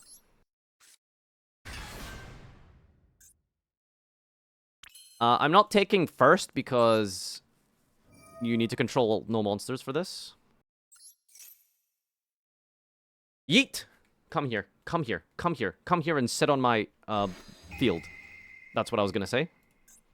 Huh? Does he just not have a mask target? I guess there's no reason to use it. Alright, so Impulse in the hand here. Is it Impulse activate off of any card effect? Or is it on the field? When your opponent activates a monster effect on the field. Wow, that's hilariously bad. That is hilariously bad. So we can get the card in hand with the Ashuna for the Adhar for the second monk here. I am computing. We need this in the graveyard for the Taya. Special summon a Swall token here. Immediately go into Bar on the Flory. Or... Big Chungus. Or... Big Chungus. You know what? It's funny. We're always taking this over the correct play. Big, thick Chungus, man. Burn for 12 here. Look how tiny that Turbulence is. Yeah, I bet you're not experiencing any wins right now, my friend. Let's go Ashuna Matata. Means no worries for the rest of your days. Activate the effect of Big Chungus. He goes Impulse here. This is just going to be spun. Oh, this, like, does it on resolution. This is terrible. I wouldn't even... He just discarded a card. Turbulence 2? Brain empty, only wee-woo. Brain empty, only wee-woo. I don't even know what to banish here. Contain, extinguish, eradicate. Target a card in the field, destroy it. Go on, buddy. What are you gonna do? Destroy Cheng Ying? What are you gonna destroy, buddy? Cheng Ying? No, not my monk. Not my monk. Alright, make another one of these guys. What do I have banished off of this? Ashuna? Ashuna Matata. Means no worries. Activate. Return. I can't believe I had to sweat it out against this. You know? Like, could we just establish for a moment that, like, I actually, like, pretty much kind of, like, had to sweat through this. Like, we needed an insane hand to beat this, by the way. Like, this wasn't a joke. Holy crap, that was terrifying. Like, huh? Racism too strong, man. They need to nerf that. They need to nerf that. Okay, 7-3 record isn't that bad for Sword Soul. It is only plat, though, so I don't probably expect this to do anything very substantial in Diamond. Go deck list. Guys, I can promise you, like, that deck does nothing. Insane hand, thrust for Duster for 5. Well, yeah, but you say Duster for 5 like it's like really broken, but like Rescue Ace's gimmick is that it sets 4. Like realistically, it is just like a trade for a 1, if you think about it in that way. Can you try out Labyrinth? I'm not very good at Labyrinth, but I'm probably going to have to learn it at some point if I want to take this Duelist Cup grind seriously next week. But yeah. Can you try it? Oh, I just read that. What is he doing? Foolish Amphibian. Kit for what's it called? That is not how math works. No, it kind of is. Like, if your deck's win condition is to activate one card effect that sets 4, then you are essentially going card for card when you go thrust for a Duster. This is definitely the pinnacle of well actually, by the way. I just want you to know you are peak well actually right now. Move Farfa to play Branded. Now that's a great way to have a horrible time and not enjoy myself and want to die. Why don't we play Branded? That sounds like a fun deck, right, guys? But he's going to Worlds this year. Yeah, okay. Must be nice to get carried by tournament policy. Okay, dude. Bro's getting carried by tourney policy. Ooh, okay. We've got Duster here into Scareclaw, which is good because the only relevant go first Scareclaw cards are spells and traps. I won Worlds? No. You won a third of the Worlds. The other 2 belong to your teammates, one of whom I've defeated twice in a competitive duel. So technically, I have more Worlds wins than you, if you think about it. Now that is how maths checks out, Quanto. Anyway. Yazi out the Link 3. Isn't it unaffected by defense position monsters?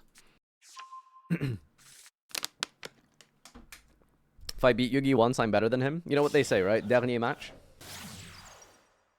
Quantal, do you want to money match me any format, $4,000 billion? What's your thoughts?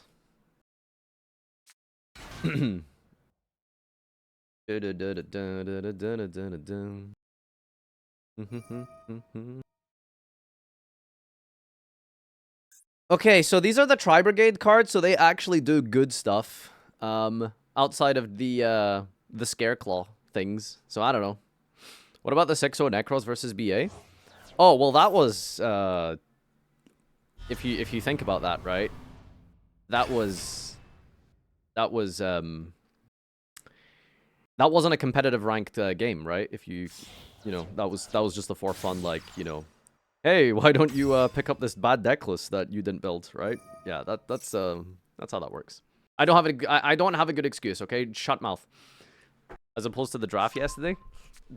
That was peak gameplay. Did you know that YCSs were played out with draft? Technically, if you want to look at it that way, you know, that was as far as ranked constructed could go in 2017, 16. When did we have constructed in Top Cut? That was weird also. Back up your suggestion. Let's money match any format you want. Okay, fine. All right, let's do it. I'll play I'll play 2022 Tirashizu format, and you play 2005 Goats. Do you accept? You said any format. I didn't make you said the stipulations. That's not a format? What do you mean? Time Wizard Tirashizu versus Goat Control 2005. Those are real formats. You didn't say it couldn't be Lithium Cross Banless Cup. You did not make that specific. You did not clarify. So put your money where your mouth is and duel me. Come on, give me. I want your world's prize support. Yo, what's up, guys? You're right. Okay. And before Farfa loses to Trinity. Oh my god. All right. How are we forcing out these idiots here? All right. Step 1, Dustarino. Yeet yeet. Host it up on DB. I don't know what website you're talking about. Sorry, buddy.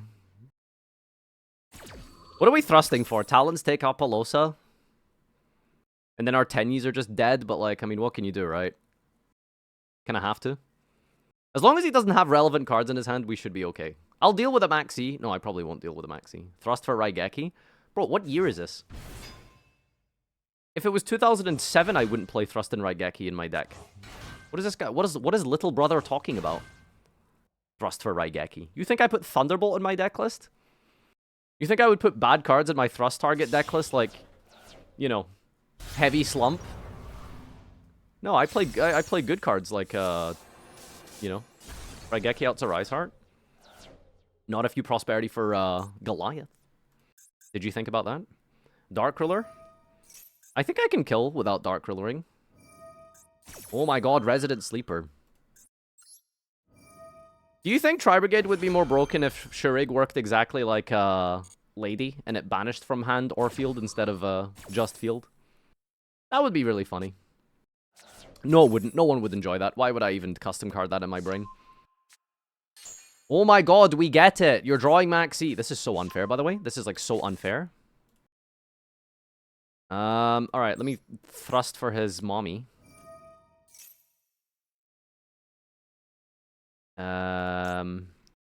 Always talents, right? Do not set off of thrust, Papegaphone.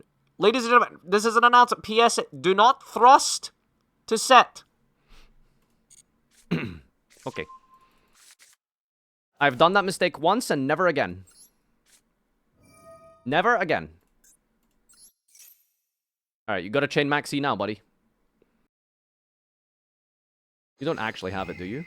What the hell? Guy does. What is your disruption then? Like, huh? Like, what's the disruption?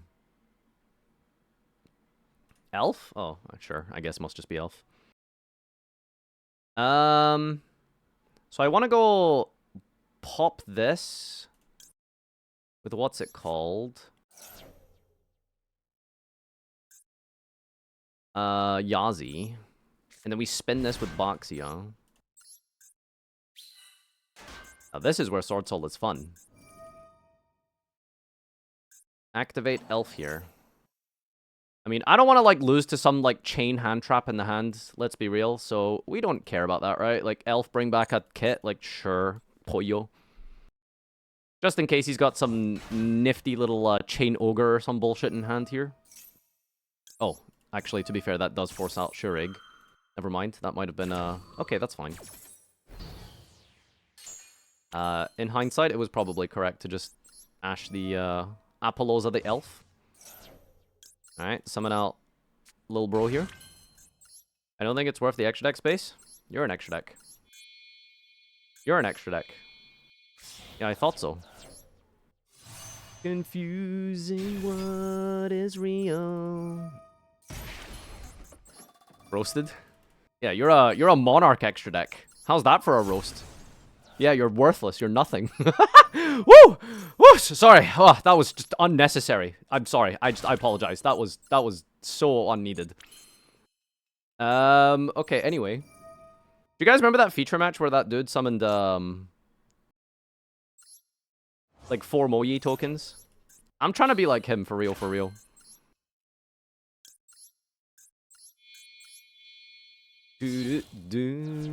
Let's go into this. Dreamer mean? I'm sorry. I'm sorry. Target? Target? Why is little brother not scooped yet, by the way? Why is little brother not scooped yet? Alright, we're sending her to the funeral, if you know what I mean. If you know, you know, chat. If you know, you know. But I am sending her to the funeral. Okay, can someone please clarify the PSET on Boxia for me? Will I lose the game if I target this Sword Soul token? Target a card you control while level 4 lower monster. Destroy that card on the field. And if you do... I'm not risking it. I refuse to risk it. Pepela, I will pop my own emergence. I am choosing to not risk this bullshit. I do not trust you. Okay. Summon this. And now we're going to the funeral, ladies and gentlemen. We're going to the funeral. Okay. Make Baxia 2. Now this is where I will risk it, because I have game. No! No! That was close. That was very close. Okay, here we go. Target. Taya. Yes! I was just testing you guys, by the way. I knew that all along. Just a FYI, I knew that all along. So, yeah. Attack with his own Appaloosa for game. Crazy. Alright, boys. That is the end of the Sword Soul run. That is an 8-3 record. We take that with Dignity and Friendship. You want to take a look at the extra deck. Or, sorry, the main deck. Not very impressive. Here's my platinum-rated Sword Soul deck, Keck W. Glasgow Yu-Gi-Oh! Give me a sec, chat. I'm gonna go pee, and we're gonna go over the drama. Anymore. Okay, it's time for the average amount of drama. Glasgow Yu-Gi-Oh! Was Dharma. the worst. I'm glad he's not see you in a making second. content anymore. BRB.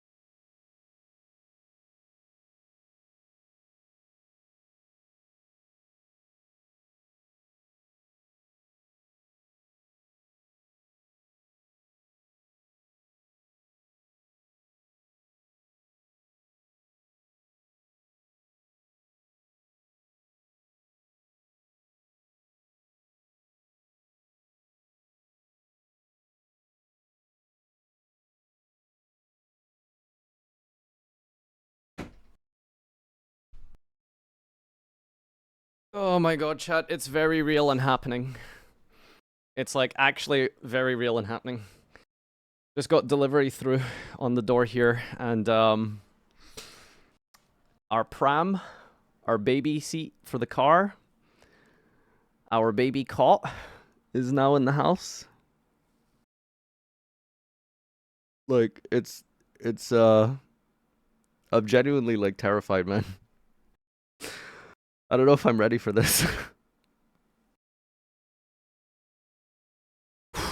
Like, what a fucking responsibility, dude. What a fucking responsibility. I'm scared, man. I'm just gonna do my best, you know? I don't know. What can you do, right? Is anyone really ready for this? Chainlink 1, target diaper. Chainlink 2, target baby. Yeah. Make sure you don't Protoss target your declare baby. If bozos from 5,000 years ago can do it, you can do it too. Yeah, I hope, man. I hope. Oh god, that's so scary. All right. Please consider subscribing, chat. It would really help with the funds to raise this child.